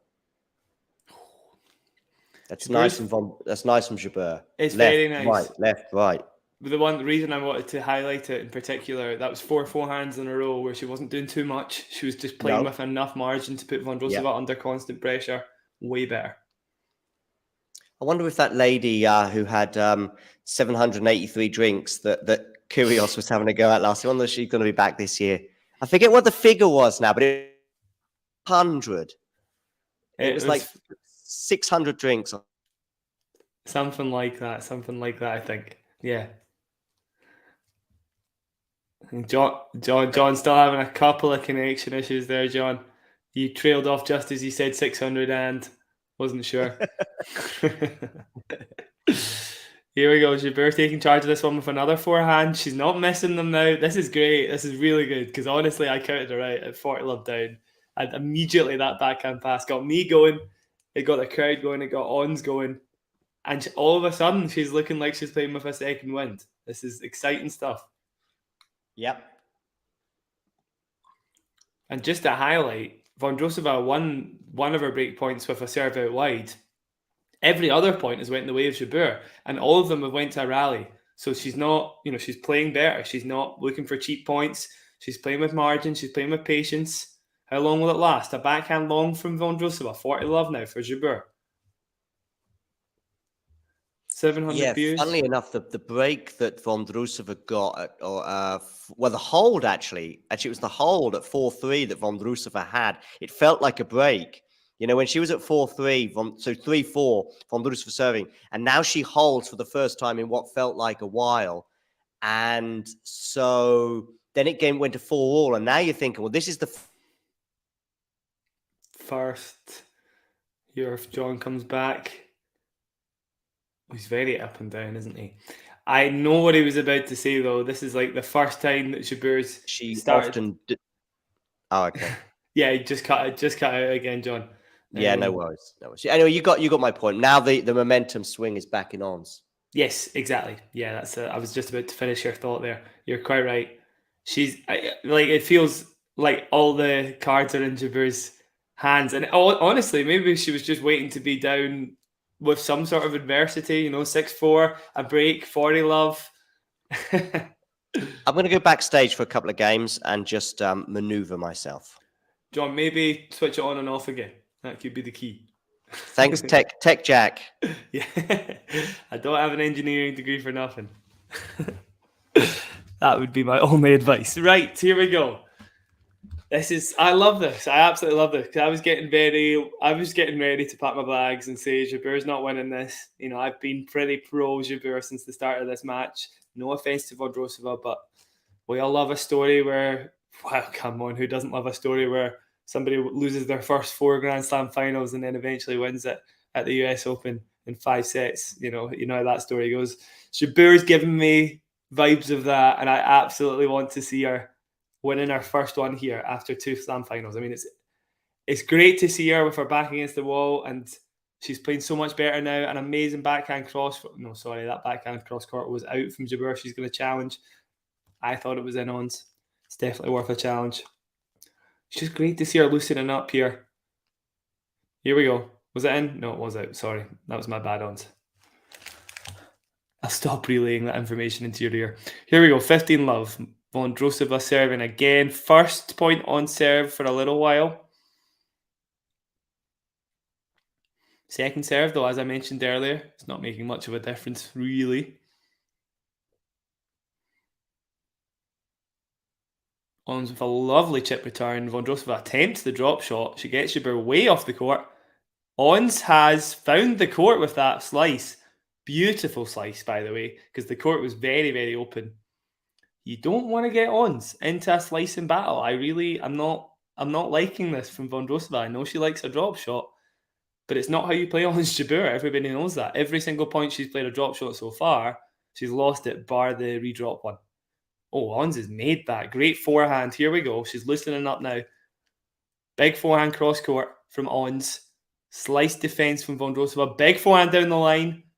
Slice attempt defense from Vondrousova, but Jabeur's forehand was way too much down the line. So we're 15-30. Good to see her attacking in that forehand. As that forehand goes up and down, that's how you'll know the pressure's on, although obviously it's been the backhand today so far. Here we go. 15-30. Serve about 2 meters out. So second serve. into the Jabeur forehand. Jabeur slaps it back. Forehand cross from Vondrousova. Another forehand cross from Vondrousova. Drop shot out of nowhere from Jabeur. Vondrousova's onto it in plenty of time though. So far the drop shot's not the best play. I know what she was going for, Jabeur, but she didn't have Vondrousova pinned behind the baseline enough to go for that one, really. 30-all. If Jabeur's staying alive here, her and their fans will want this break immediately.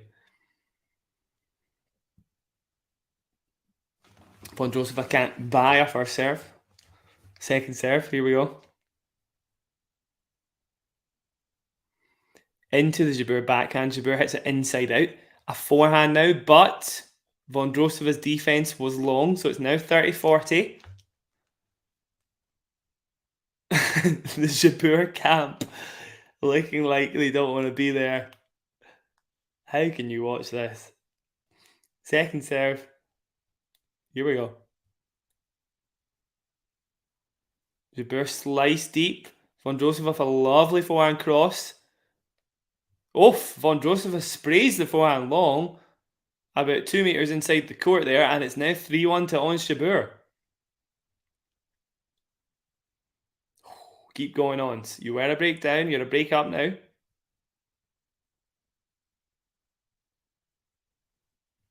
This is good. This is good. My bias is showing a little bit, but this is good. I don't mind either women winning, but the fan favourite's got to be Ons Jabeur. Here we go. 3-1. Ons with a great first serve. Gets the forehand. Hasn't sprayed one long in a long time. Same with the backhand. I jinxed it. Backhand wide, so it is love 15. Why isn't she slicing more on that side? You know, why isn't she slicing more on that side? That, for me, would be a good tactic, I think. First serve wide. Misses it. Second serve.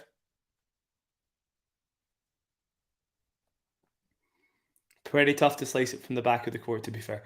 Second serve here. Forehand down the line from Jabeur, but she plops it into the net, so it is love 30.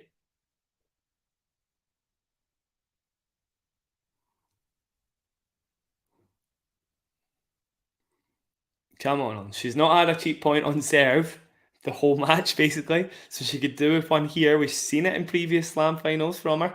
She can do it. Big first serve wide. Gives herself the open court with the forehand. It should be enough.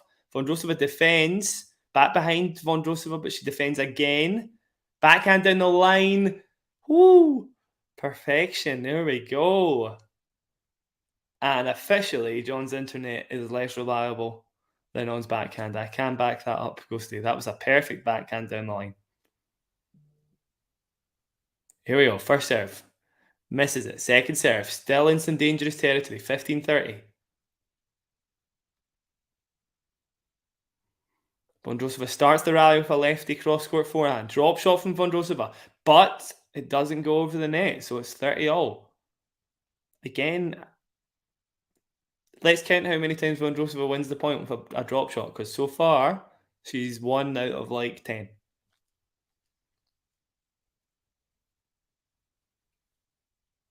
Misses the first serve once, so second serve again.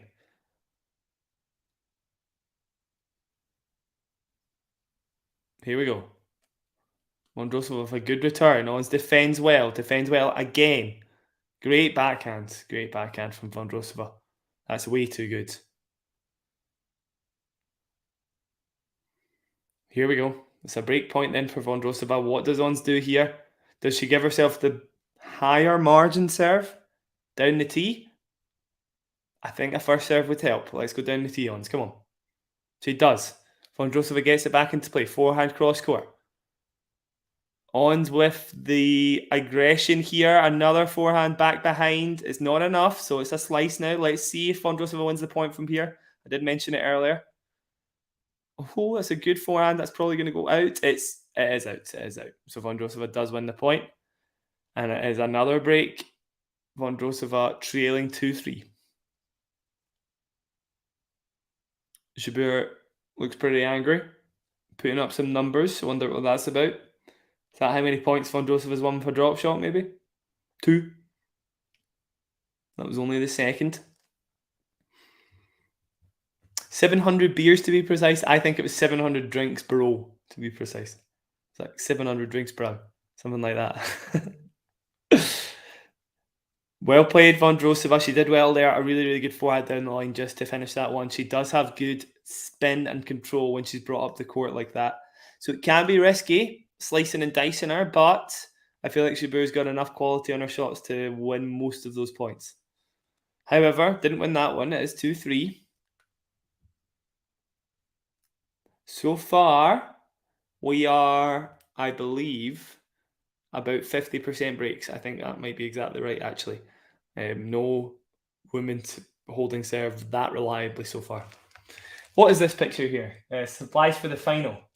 What have we got? Is that, I can't quite see it, John. Might be Erdinger, or maybe it's, I'm not sure. It's a German beer anyway. Shandies. Two shandies, of course. I might fix myself a shandy as well in a second. If Jabeur is able to get it to a third set, which we've got no guarantees of. John is back. John. No shame in a shandy. No shame in a shandy, absolutely not. Yeah. It sounds better in German. In English, shandy sounds a bit pathetic, but in German, it's called a Radler. A Radler, yeah. I had Radlers when I lived in Germany for a while. They're very nice. Krombacher is the brand. Yes, I know Krombacher. It's sort of middle of the road.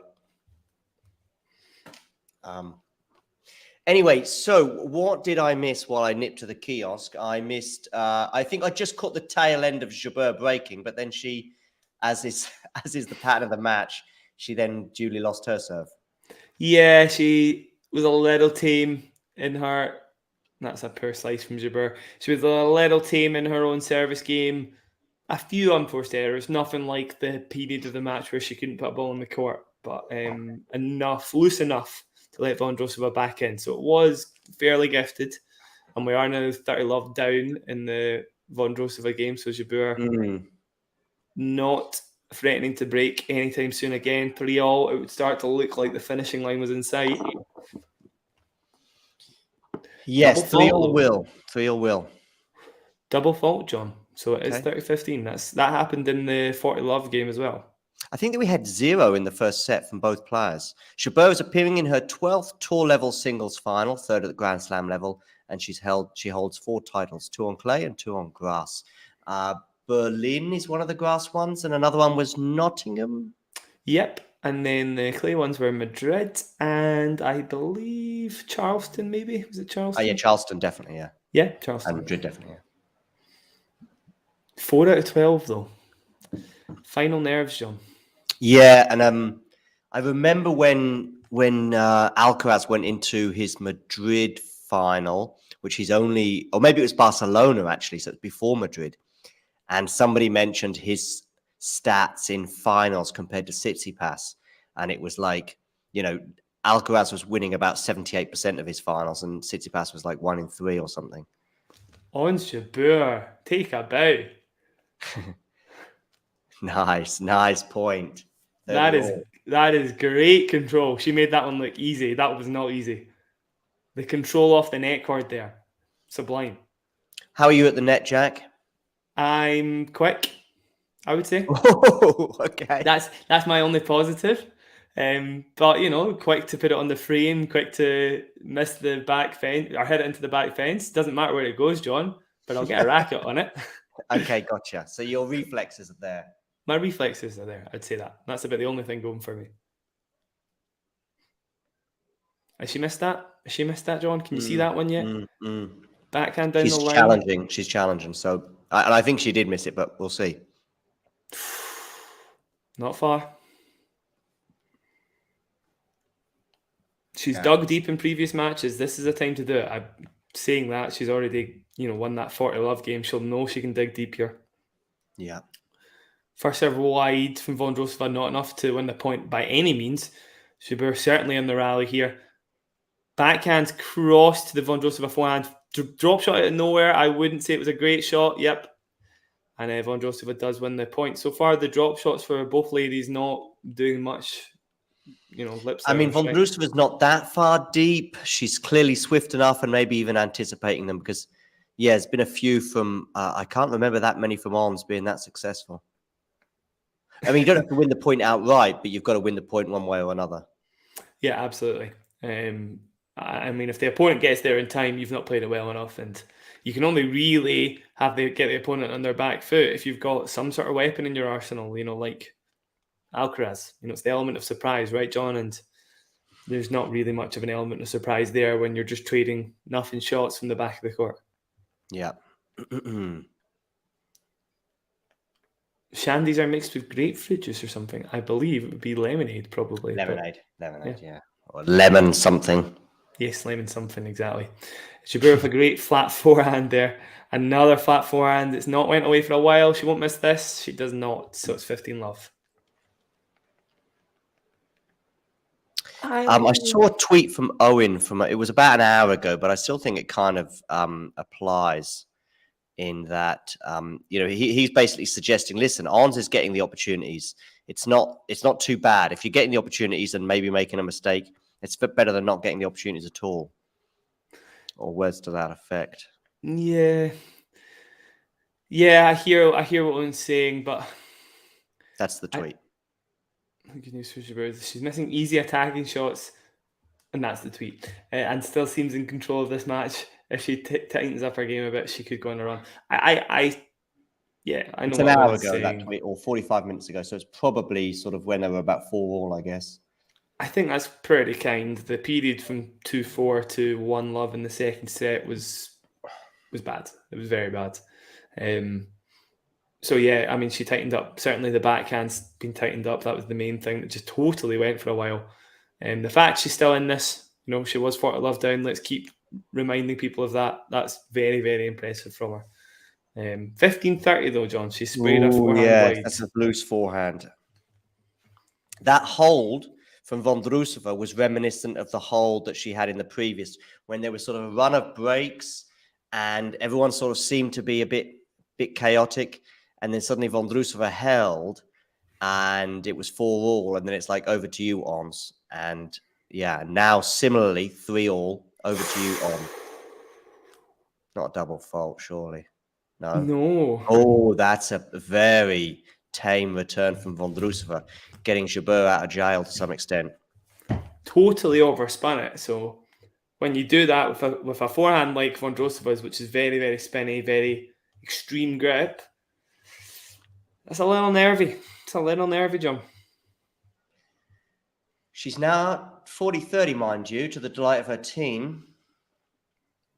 It was a good serve. Another good serve to set up a good forehand, which she does do a lot with, and she goes back behind to win the point, John. So it is game. Jabeur's still alive here. Ah, nice. I like the shortness as well, because if she gets too much depth on that, actually Vondrousova can probably get it. But because she kept it short by going the wrong way, it meant that Vondrousova had to sort of do two changes of directions, which even she wasn't capable of. And now we're at 3-4. And that's the hold that Jabeur really wasn't quite capable of on that 4-all game that I told you was so important in the match so far. And now that's right. Now over to you again, Marketa.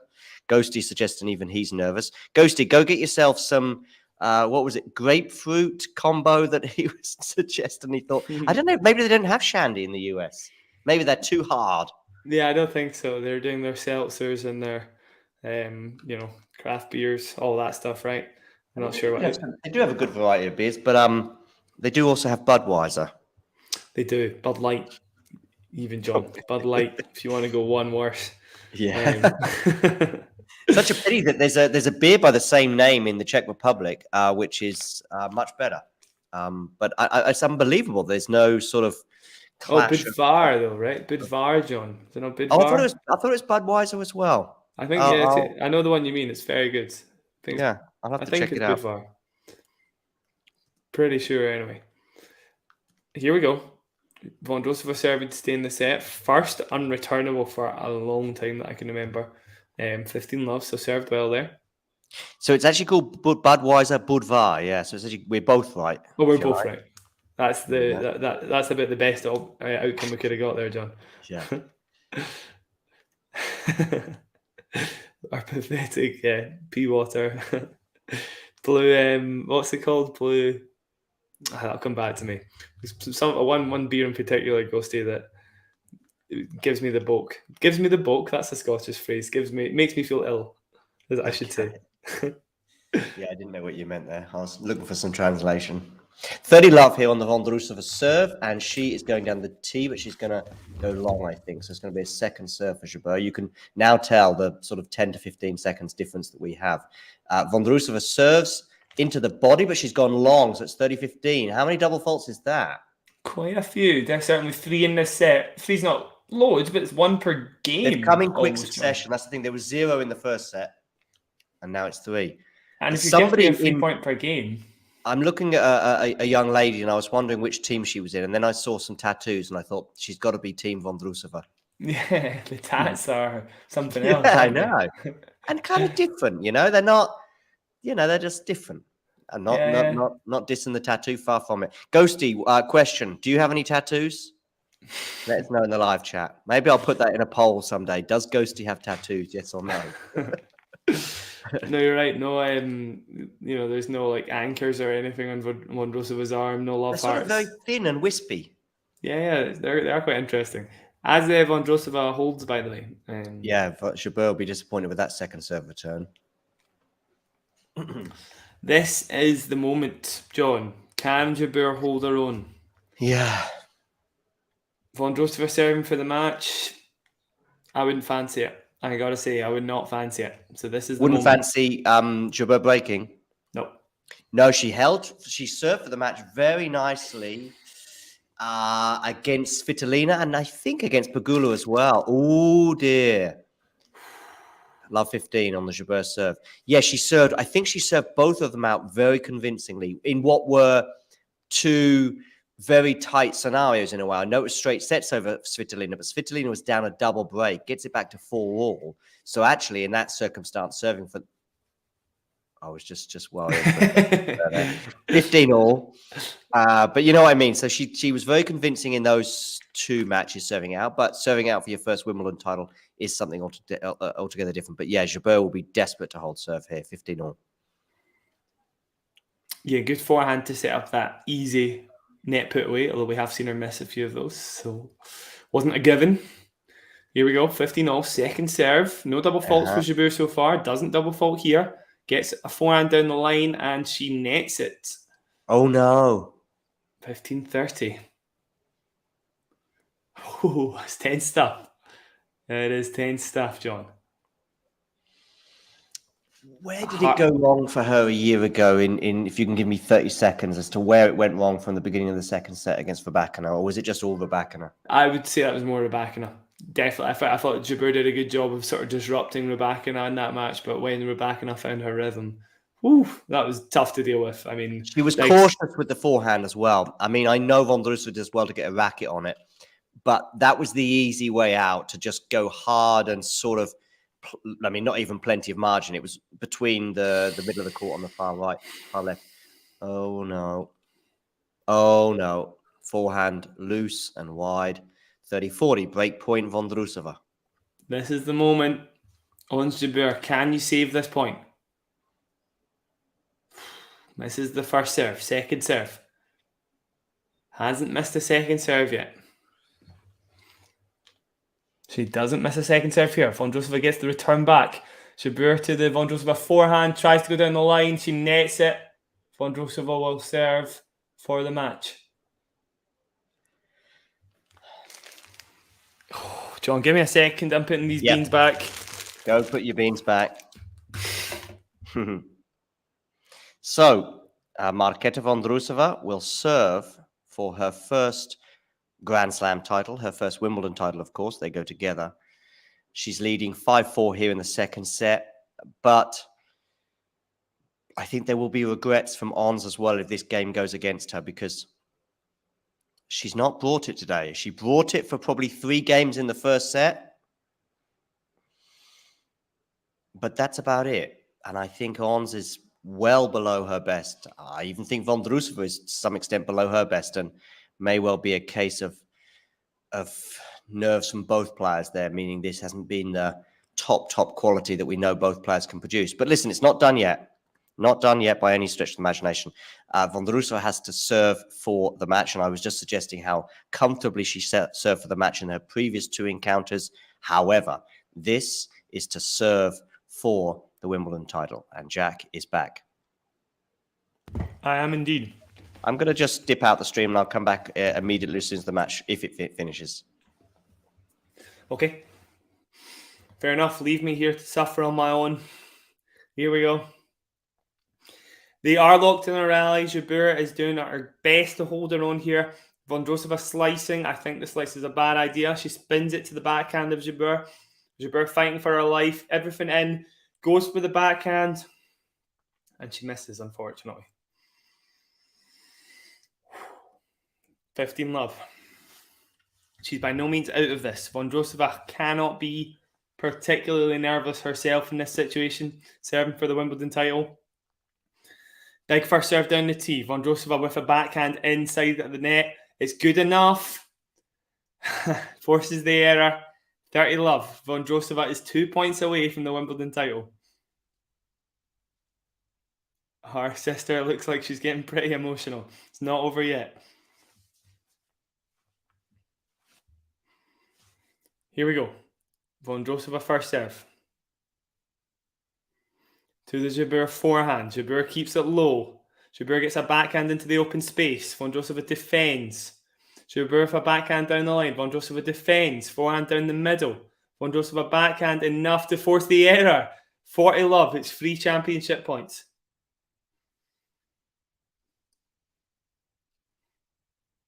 Marketa Vondrousova has 3 championship points to become the Wimbledon champion.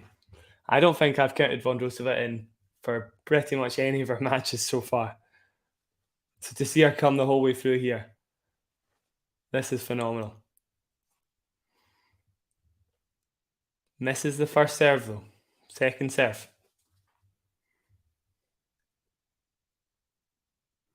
Here we go.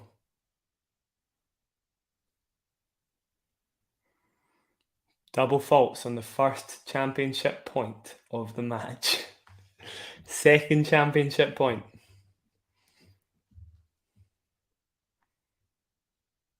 We have seen her lose a 40 love lead already. Well, she did it again. First serve down the tee. Jabeur just gets it back into play. Open court. It's not enough, and Vondrousova wins the title. She is the Wimbledon champion. Marketa Vondrousova is the Wimbledon champion. Good match point. I like a match point like that in a way. I agree. I mean, I loved the match point yesterday with Carlos and Daniil. But yeah, that was nice. And it was also nice looking at the team and seeing, I don't know if it's her sister or not. It's just me jumping to a conclusion there, but tearful as each point was being ticked off. But another one slips away for Ons. But maybe a word on Vondrousova. You've been big on Vondrousova most of the year, albeit not, of course, coming into this Wimbledon final or even just the Wimbledon tournament, sorry. But she's done it. I think she'd only had 3 grass court wins or something like that in her entire career before this tournament.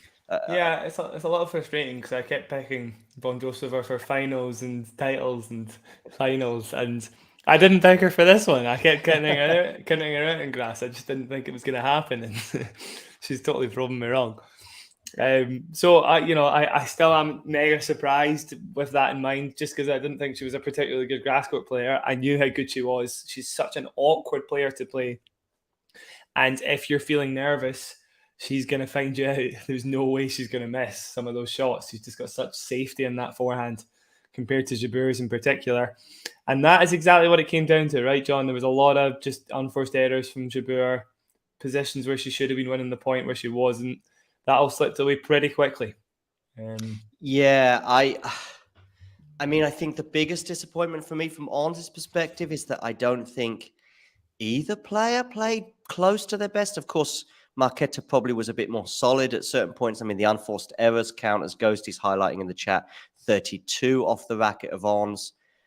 but I just don't think she turned up at all today. I think she clearly turned up at various points of both of her previous 2 Grand Slam finals. In fact, probably throughout large parts of it. I mean, she wins a set against Rybakina, and the Rybakina we know today is a very different sort of situation to where she was a year ago, at least in terms of her standing in the world game.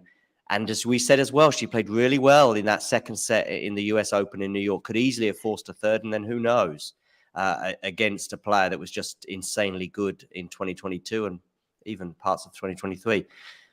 So I just think that there's going to be, I don't know which one's worse. I mean, she's on us. She's on it. Yeah, this one's worse than last year. Almost definitely for me. I said at the start of the match he shouldn't be feeling nervous from every match he's played so far, and she was nervous, and that was the difference in the end. The thing is, the nerves can come and go, and the problem was the sort of nervousness or lack of confidence possibly just stayed throughout, whether it be when she was serving at 4-all or even in that last game of the match. You know, there were some shots that went long. She pulled the trigger far too early in one rally, I thought. And I know it's easy to be clever after the event, but she was up in the rally and she just needed to stay solid and stay up in the rally, I felt. Because Vondrousova, by the way, she made, I think, half a dozen unforced errors in the first set, but just 4 in the second. And that's quite impressive. If it remained at 4, and I think it did throughout the second set. But I don't know. I just thought that Jabeur was a bit impatient at times, and when, I mean, I don't know how you get out of it. It's really difficult when you're in a rut, and like I say, it's not just nerves; it's like lack of belief, and I think there was a lack of belief from Ons today. Yeah, she certainly didn't have that prior to the match, but then it all just unravelled. It all just unravelled really quickly, John, and I wish. Even 3-1, of course, in the second set. So she's up a break 4-2 and she's up a break 3-1 in both sets. I would have liked to have seen a third set and then see them both bring it, because I don't think certainly didn't have a moment in the match where both brought it at the same time. And like I say, I think Vondrousova played much better in her previous 2 matches, for example. Yeah, I'd agree, definitely. There was definitely but the occasion and all that, and that's often the case. There was a bit of that definitely from Vondrousova as well, for sure. So there was plenty of chances for Jabeur to take the initiative and go ahead, but it all happened very quickly, John. Right? We've barely been on here for much more than over an hour, right? Yeah, it was quick. And it just sort of, as you say, unravelled at various points. I think this is a deep dive analysis from Ghosty on where the unforced errors were coming from. 19 on the backhand and 13 on the forehand. Yeah. I believe Vanch is going to join us. In fact, I think he's here. Sorry, I do apologize. I think I can see him now. Hey, Vanch. Hey there, Hey, Vanch. Hey, Jack. Hey, John. Thank you. How are you? Good. How are you? Yeah. Could be better. I knew when I was asking that. Yeah. I mean, when we ask how are you, we don't want to know. We just I just gave a pretty surface level answer first, and now the second time I'll tell you how I really feel. Not particularly great. That was a shame. That hurt quite a bit to watch. It could have been a lot easier to stomach for sure. I would have preferred 7-5 in the third to what ended up being quite a damp squib, to be honest. Yeah. Is that how you feel, Vanch? Yeah, I feel the same way. I mean, generally as analysts, you try to be as neutral as you possibly can. But I just feel like in this situation, Ons winning would be so big for the game, and just transcending the sport and taking it to places that it's never gone before. And I was just so invested in the whole outcome of this final because Ons is almost 29, and you don't know if she's ever going to get a chance like this ever again. I mean, it's. Whereas Vondrousova, this was her second major final, and obviously, if she stays healthy and injury-free, she should be seeded for every slam, and then you always have a chance. Whereas tears, I can see this. I think there weren't tears last year. I don't remember. Maybe they were, but there's tears this year. I actually felt it going into this final, albeit over a much shorter time frame. I had sort of, I know Andy Murray got touched upon, but I also had Jana Novotná vibes in terms of, She wasn't quite as close to the Wimbledon crown a year ago, but they're going into the final. I think many people, me in particular, were ignoring the threat that Rybakina was going to pose. I know that Jack, she's getting a round of applause here. Jack, I think you might be right. This one is more painful this year. Has to be. Yeah. Has to be. I mean, the level she brought into the final, she was playing so well. I think she did believe prior to the final she was going to win it, and her own game let her down. I don't know. It was quite sad to watch it all kind of unravel the way it did. Definitely. The first 6 games, it did feel like that as I see Marketa receive her winner's trophy. And she holds it aloft, and hats off to her. It's been a remarkable run that so few people saw coming. If you got a pound on Rybakina a year ago at the beginning of the tournament, I'd love to know who had a pound on Marketa Vondrousova lifting the trophy. Of course, she's from the Czech Republic, and we see a few glimpses of Czech-born Martina Navratilova. Yeah, I mean, the Jana Novotná thing, fortunately, over a 5-year time frame, did have a happy ending.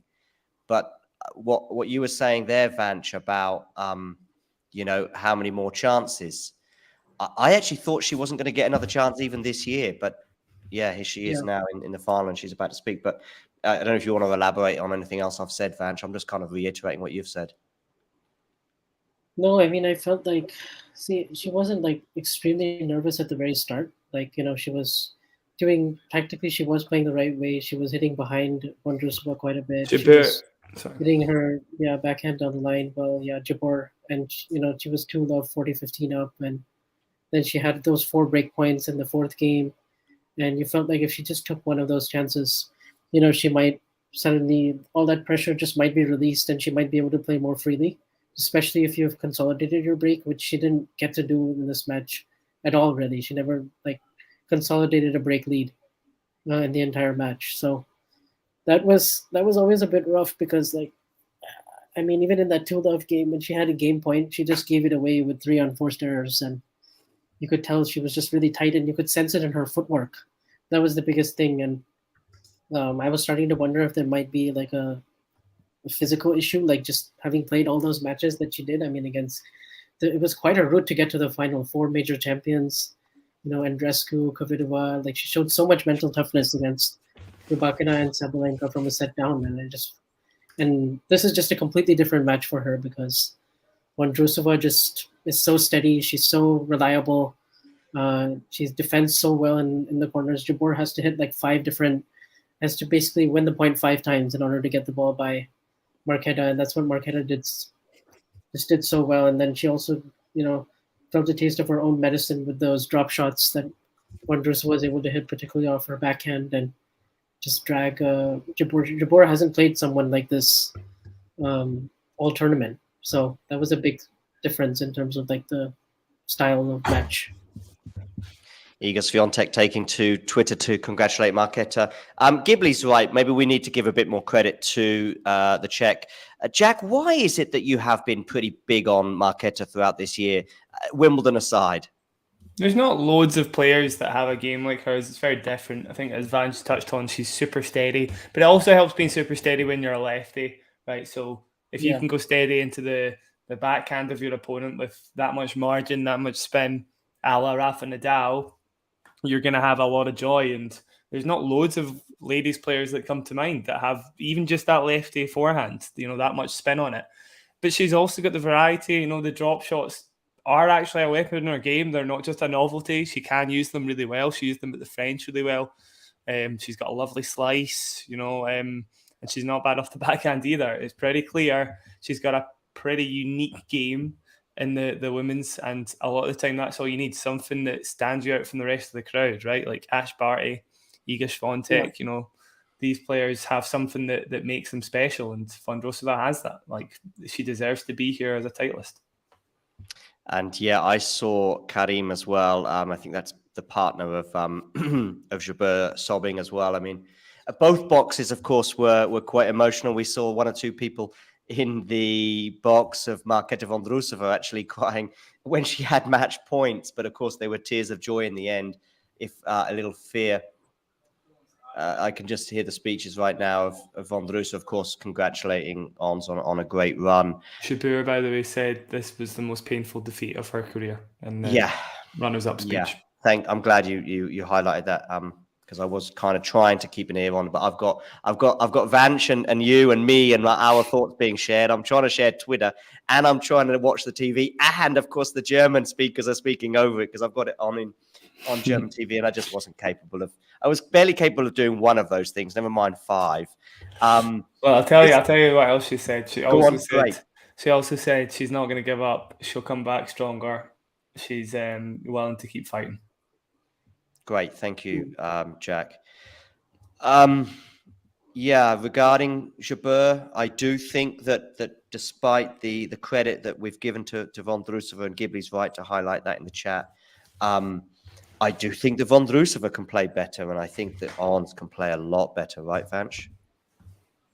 Yeah, I do believe so. I also think Vondrousova's serve has been a little underrated, in this tournament, because it's normally a second serve that can be attacked, and Ons was doing a good job sometimes on the ad side, stepping in and like really taking control of it.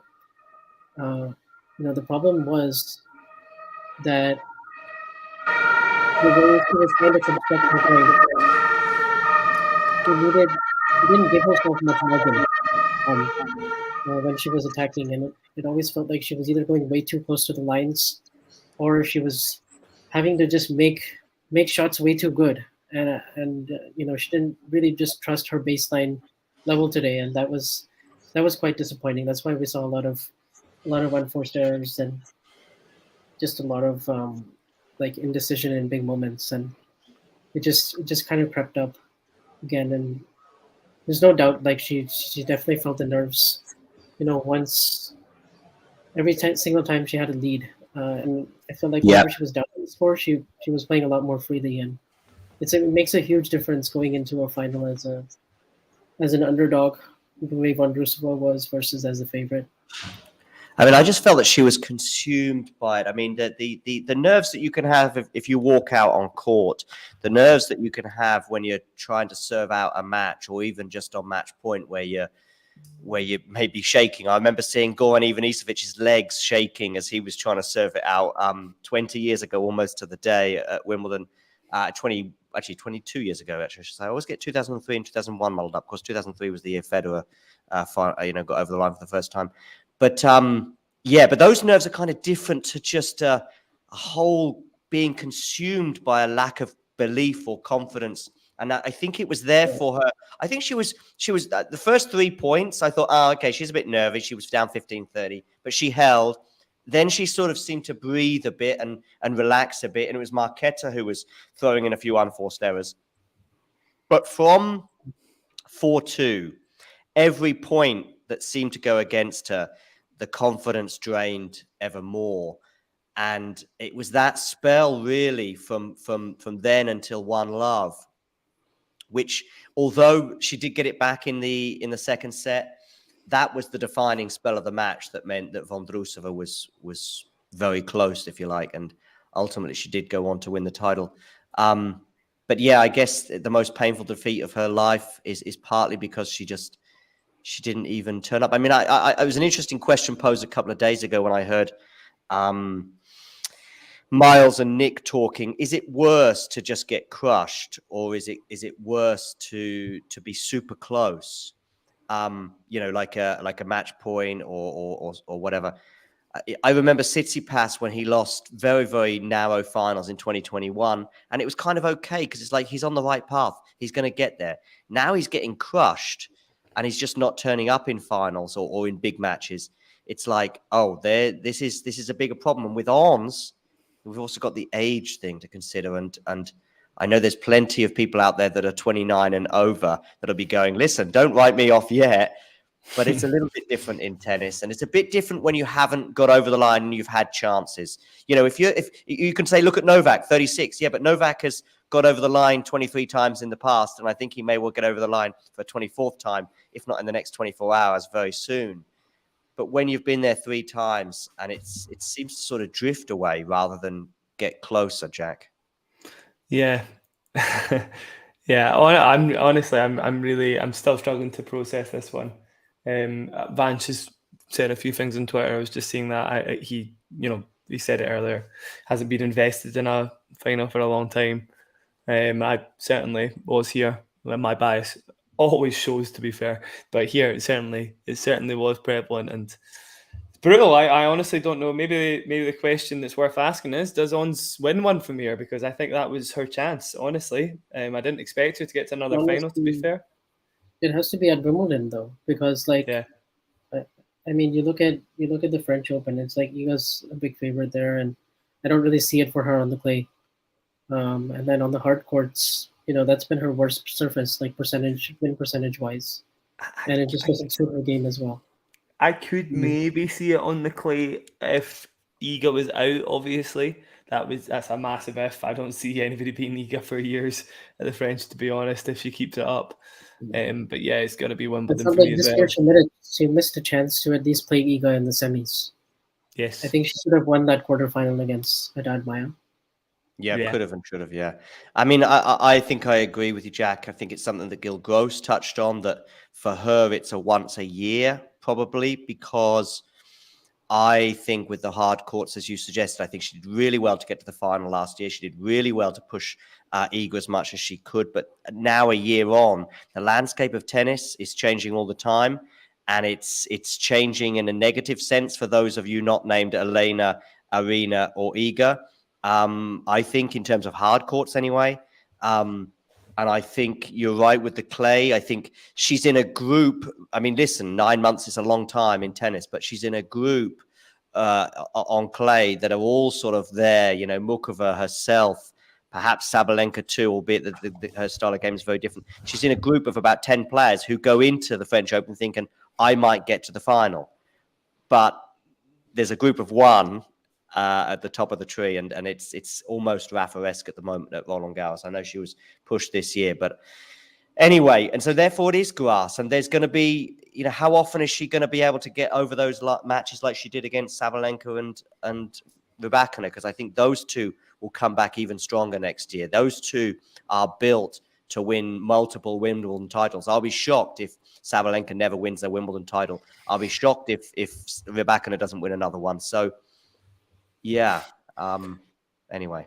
I think to touch on some stuff that Ghibli's mentioned there, how much do we blame Jabeur? How much do we credit Vondrousova? I do think a lot of, and unfortunately, this is just my take on it. Obviously, I don't know what's going on in Jabeur's head, but from what I am watching, given the length of the points, given the nature of the unforced errors and the ball height, it's on Jabeur. I'm sorry, that period of time between 4-2 and 1-love, Jabeur really, really did go off the boil. And okay, these power players are giving Jabeur steady balls, not steady balls, but at least a consistent pace. Maybe there's a little less variety than Vondrousova. But there was easy shots that Jabeur was missing, without a doubt, and that's just objective. You can see where the ball is in the court.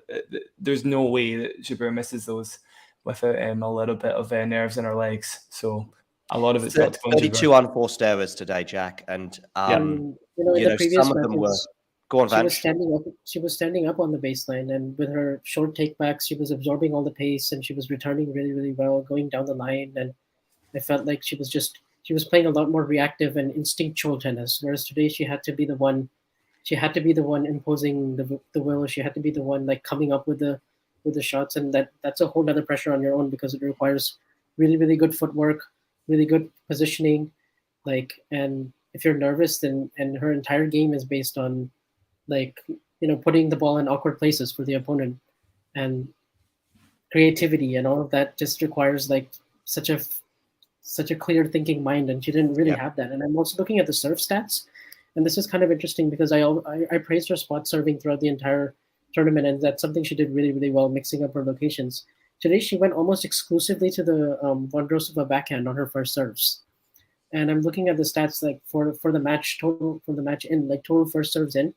On the deuce side, she went 9 times out wide, so to the Vondrousova backhand, 4, and these are just first serves in, and then four times down the tee, and just once in the body.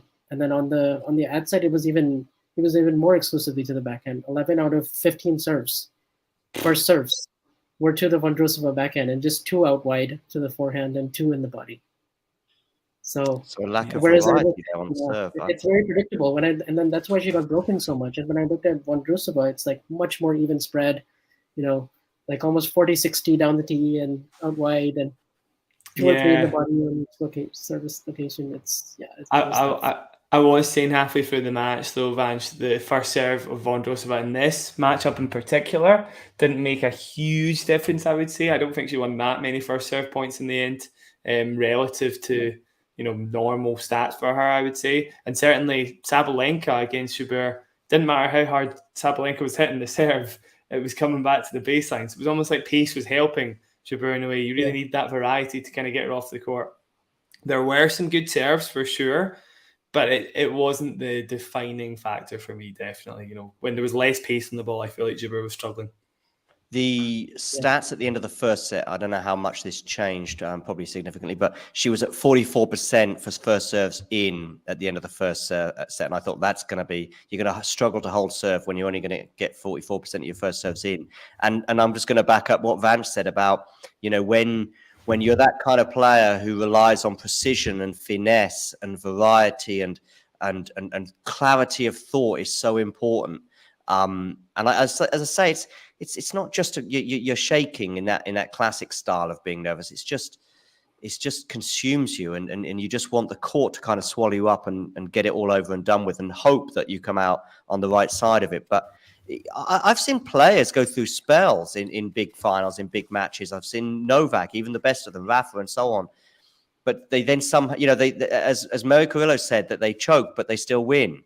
About Rafa, she said it once, certainly anyway, regarding that 2019 final against Medvedev. And you could apply it for the 2022 final as well against Medvedev, and so on and so forth. But I just felt that she would never really emerged from those doldrums. I think if it had gone to a third, maybe. Go on, Jack.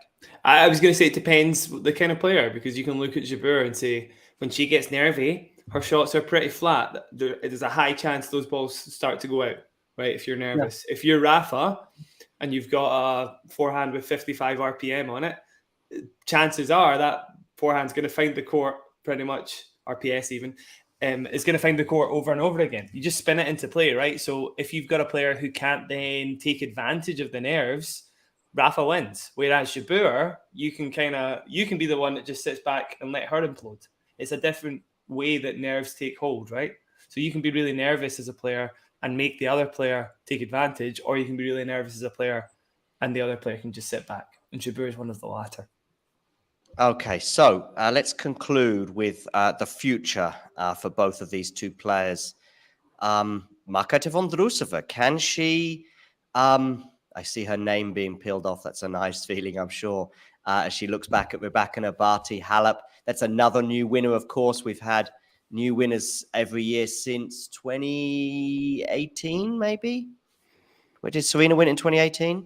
No, it was Kerber. Kerber, yeah. Kerber. Okay. Yeah. So anyway, nice succession of new winners there. But listen, Vondrousova, the future Vanch for her. We've seen her perform well on clay and on grass. Can she have a good run in New York, or how do you see this spell of the year going for her? I honestly have no clue, because Vondrousova is a little bit inexplicable as a tennis player. There's just no going around that. I mean, it took her, it seems like almost every other year she does something really big, when she got to the French Open final in 2019 and then silver medalist in 2021 and then now here. So it seems like I honestly don't even know what surface, because it could come anywhere. Maybe the next one will be in Australia in 2025. I don't know, or the US Open. But it certainly feels like her game, like she has with the heavy topspin forehand that she has, that could be good for clay. The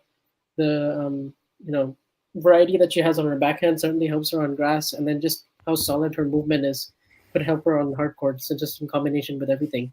So I don't actually think surface is that much of a factor. It's just like staying healthy, and just like the depth of the tour, because it's like people were asking me on Twitter, if Jabeur were to win this match, would we now start talking about a WTA sort of big four emerging the last year or so? And like we were starting to get some more stability in terms of like actual rivalries, and also just like 3 or 4 top women that are winning the biggest events basically, or at least getting to the finals of all of them. But now it just, with Vondrousova winning, even though she's really, really talented, she's been in major finals before, you won't get that perception just won't be the same, Like now suddenly you might shift back to that perception of like, if you stay healthy, anyone in the top 50 can win a major. And I don't know if that's the best thing for the women's game. I mean, just regarding that Ons Big Four thing, I still thought, putting her there, because I think it was a now or never moment, and that's what makes today all the sadder. If you're prepared, and I think I heard somebody, or 1 or 2 people say, if she wins, she's in the Big Four. If she does, but that's not how it works. To be a member of the Big Four is you are there week in, week out. You are in Indian Wells final. You're in Miami semi-final. You're in Australian Open final, you're in French Open semi-final, and so on and so forth. Then you remember, whether you get over the line sometimes and sometimes you don't because you run into ego on clay or whatever. And I just felt that for Ons, it was never a case of her entering a so-called elite group and therefore just dominating tennis for the next couple of years or even longer, as we've seen on the men's side. And I think it's supported by the fact that all 3 of us felt it was now or never for Ons. Anyway, Jack, what about Vondrousova in the future? I think, sorry, just one last point. I think this one almost hurts more because like last year you could have said, okay, like she should have got to the final with that kind of a draw, and things really, really opening up for her. She didn't play anyone in the top 30 until the final. Whereas this time it's like she went through all the big hurdles. She did all of that after having gone through a knee surgery earlier in the year where she skipped the Middle East swing and then wasn't healthy in Australia, and then okay, somehow won Charleston, but she hasn't really been in. She wasn't really in any of our mixes to like. I mean, she was maybe like a top 5 or top 6 contender, just because we know how good she has been in terms of her pedigree. But no one really thought, okay, Ons Jabeur is winning Wimbledon this year. But I think once she got to the final, that's when like, how can you not believe at that point? When you've beaten Rybakina and Sabalenka and Kvitova and Andreescu, it's like, if you don't win this now, you do all that effort and you get all the way to the very end. It's like, yeah, it's that's the most brutal thing about it, because at least last year you could have been like, okay, the step up from like Tatiana Maria to Rybakina is huge. So like you can't, like she wasn't really prepared for that moment. So you can kind of understand. Whereas here it's like, yeah, you really, this was yours for the taking. So I'm very confused by a lookalike of Kate Middleton wearing a pink jacket, wandering around, but it's actually not Kate Middleton. So there seems to be a doppelganger, and they've actually also found her to guide Marketa Vondrousova around the bowels of the Wimbledon place. Anyway, Jack, listen, let's have a quick word on Vondrousova and the short-term future. Fingers crossed she can stay healthy. She missed 3 of the 4 slams in 2022. She's going through a good spell of fitness right now. Fingers crossed she can remain that way. Will she be? Will we go into, if the US Open was next week, would you be thinking of her of going far? It's still kind of what Van said. Let me kind of sum up Vondrousova's game quickly. The reason I didn't have her going too far in this tournament, she's a great player. Like, she is a great player. She is not the kind of player that's gonna smack you off the court. I touched on that earlier with what I was saying her best weapon was. It's that lefty forehand that kind of locks you in, right? And I expected a power player to win this tournament. I thought she was getting knocked out by Vekic in the 3rd round. I did say Pegula at her best. We did both say Vondrousova was going to win that, but Pegula ended up becoming very close, obviously. It was 4-1, 30-40, and Vondrousova comes back from the depths and wins 5 games in a row, right? Vondrousova is a player that I would expect to go far if the draw opens up. And that's kind of what happened here, right? She took advantage of the players that were in front of her. You still have to play very well to do that. You still have to beat every player in front of you. Vondrousova absolutely did a very good job of doing that. I would still expect her to get beaten by the biggest hitters on the tour, Iga and Rybakina and Sabalenka. But if she plays the rest of the tour, Vondrousova's got a shot for sure. Definitely.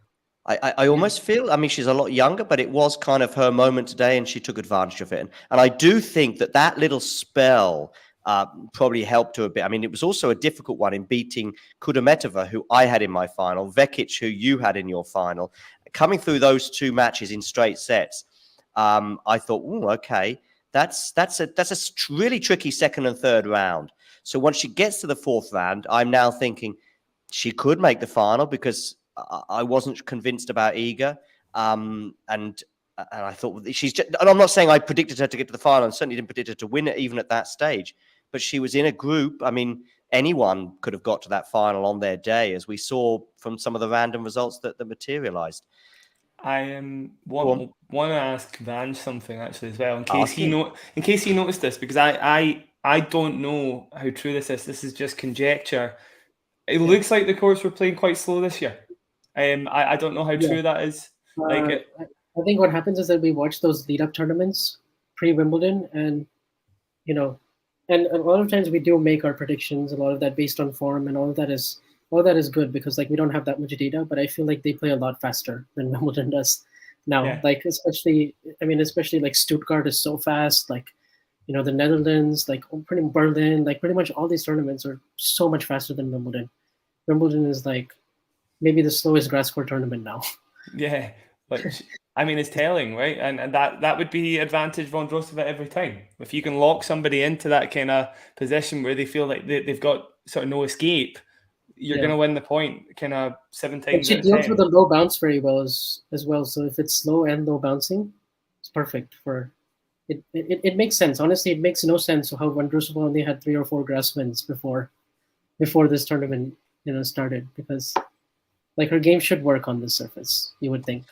And a lot of that was probably just injuries and form and just general confidence. Because I was totally saying that Vondrousova's game wouldn't work on grass. Honestly, Vange, I was like, not that it would be rubbish, but just if the courts were a lot quicker, I thought somebody was going to hit her off the court, and that just didn't happen. So I'm just wondering if the courts are just a little bit slower than they normally are, if that makes any difference. I don't know. I saw a lot of these players play in Berlin up close. I saw Sabalenka lose to Kudermetova, and that actually made me think, okay, Kudermetova maybe, because the way she played that day really impressed me. I thought, okay, from that half of the draw, it was as a pick'em or whatever the expression is in the US, where you just have no clue. And I went for Kudermetova, and as I said before, I know that you went for Vekic. And of course, I saw Vekic up close, beating Rybakina. I actually thought that was a really impressive win. I thought Rybakina, I know she cited illness later, but I thought it was a really competitive match and was really close and could have gone either way. And congrats to Vekic. She got to the final there. I was super impressed with so many of the players that I saw there that, of course, were competing at Wimbledon. And it gave me the belief that Kudermetova could go all the way. But I did see Vondrousova play really well against Yulia Niemeyer, I think it was. Niemeyer actually pulled out hurt, but she was on the ropes, let's say. I think she was down a set, and it was 6-all in the second. And I thought, okay, yeah. I mean, if you'd have told me then that she's only ever won 2 matches on grass before, and they were both that same week, I think she made it 3 in the end, didn't she? I just didn't know that fact. That's just astonishing that you can be 24 years old and have so few wins or 0 wins on a surface. It's just nuts. Yeah. Also, she's 5th in the race. She was down break point 4-1 in the third, like break point for 5-1 to Pegula. Pegula, yeah. In the quarters, and that was going on the same time as the Svitolina-Swiatek match on court 1. Mm-hmm. So, like, there were multiple times, even in this tournament, where even against Bushkova, I think she was down a break point for Bushkova to go up 3-1 in the third. So, there's always those like little moments, and I also saw her play Andreescu in Berlin, and I was pretty impressed with her level then. I was like, okay, wow, she's changing. She's hitting her forehand down the line really big. She's serving good spots. She's not missing. Like it's definitely like not out of nowhere that like she's gone on a run, but to actually win the thing it's pretty different. Jabeur's run for me came a bit out of nowhere. It did in Paris and it did here, because what we saw between Paris and here was a first round exit in Berlin, and her saying that she rushed back for Paris, and that kind of materialized in the end. Yes. So actually, it's Jabeur's run that is equally surprising for me in a way, despite her track record. Yeah, I think just looking at a few of her previous losses, by the way, I just wanted to mention that for Vondrousova, just to kind of prove this point, I guess. She's losing to players, right?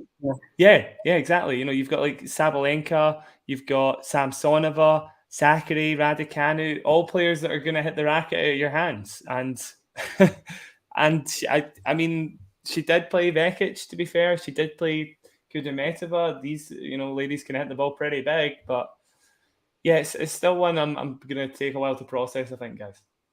Yep. Fair enough.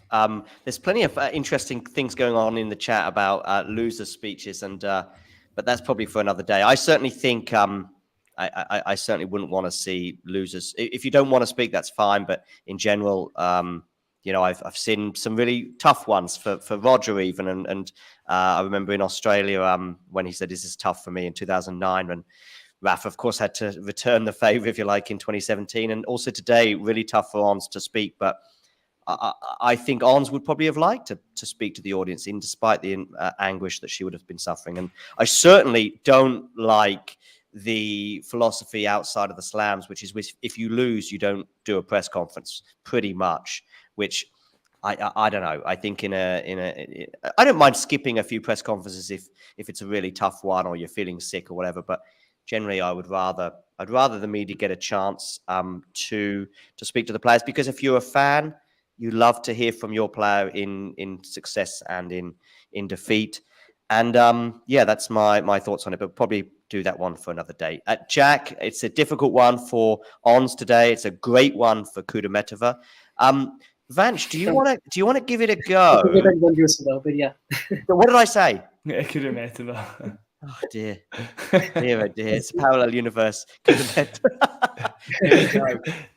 only had one Shandy so far. Vanch, do you have something called Shandy in the US? You'll have Shandies, right? I think I've seen it. Yeah. You think you've seen it? So it's lemonade with beer, basically. It's like half strength beer. But Vanch's suggestion that he thinks he's seen it suggests it's not commonplace in the US. Anyway, Vanch, would you like to try? And you're more than welcome. Hi, Adam. Oh, you don't know this guy, do you, Jack? Adam he's from Glasgow. Adam Williamson. So I know him. I lived with him for 3 months in Santander in the north of Spain. I don't know Adam Williamson. No. Oh, okay. But he's saying it's a small world. I wasn't sure if he knew you then. But he's Glaswegian, I think. He's a Celtic fan, I think. Or is he Rangers? No, I think he could be Rangers. He is Rangers, actually. Well, I'm neither. Don't worry. I know. That's a debate for another day. Listen, Vanch, what I keep wanting to say is, how confident do you feel about seeing out this show with my if you enjoyed this or whatever it is? Oh, yeah. Do you want to try it? Yeah. I'll repeat it afterwards by pressing the button, but give it a go. If you enjoyed this video, make sure to hit that like button. Don't forget to subscribe and click that notification bell so you don't miss out on all things tennis. Wow, that's good. If you enjoyed this video, make sure you hit that like button.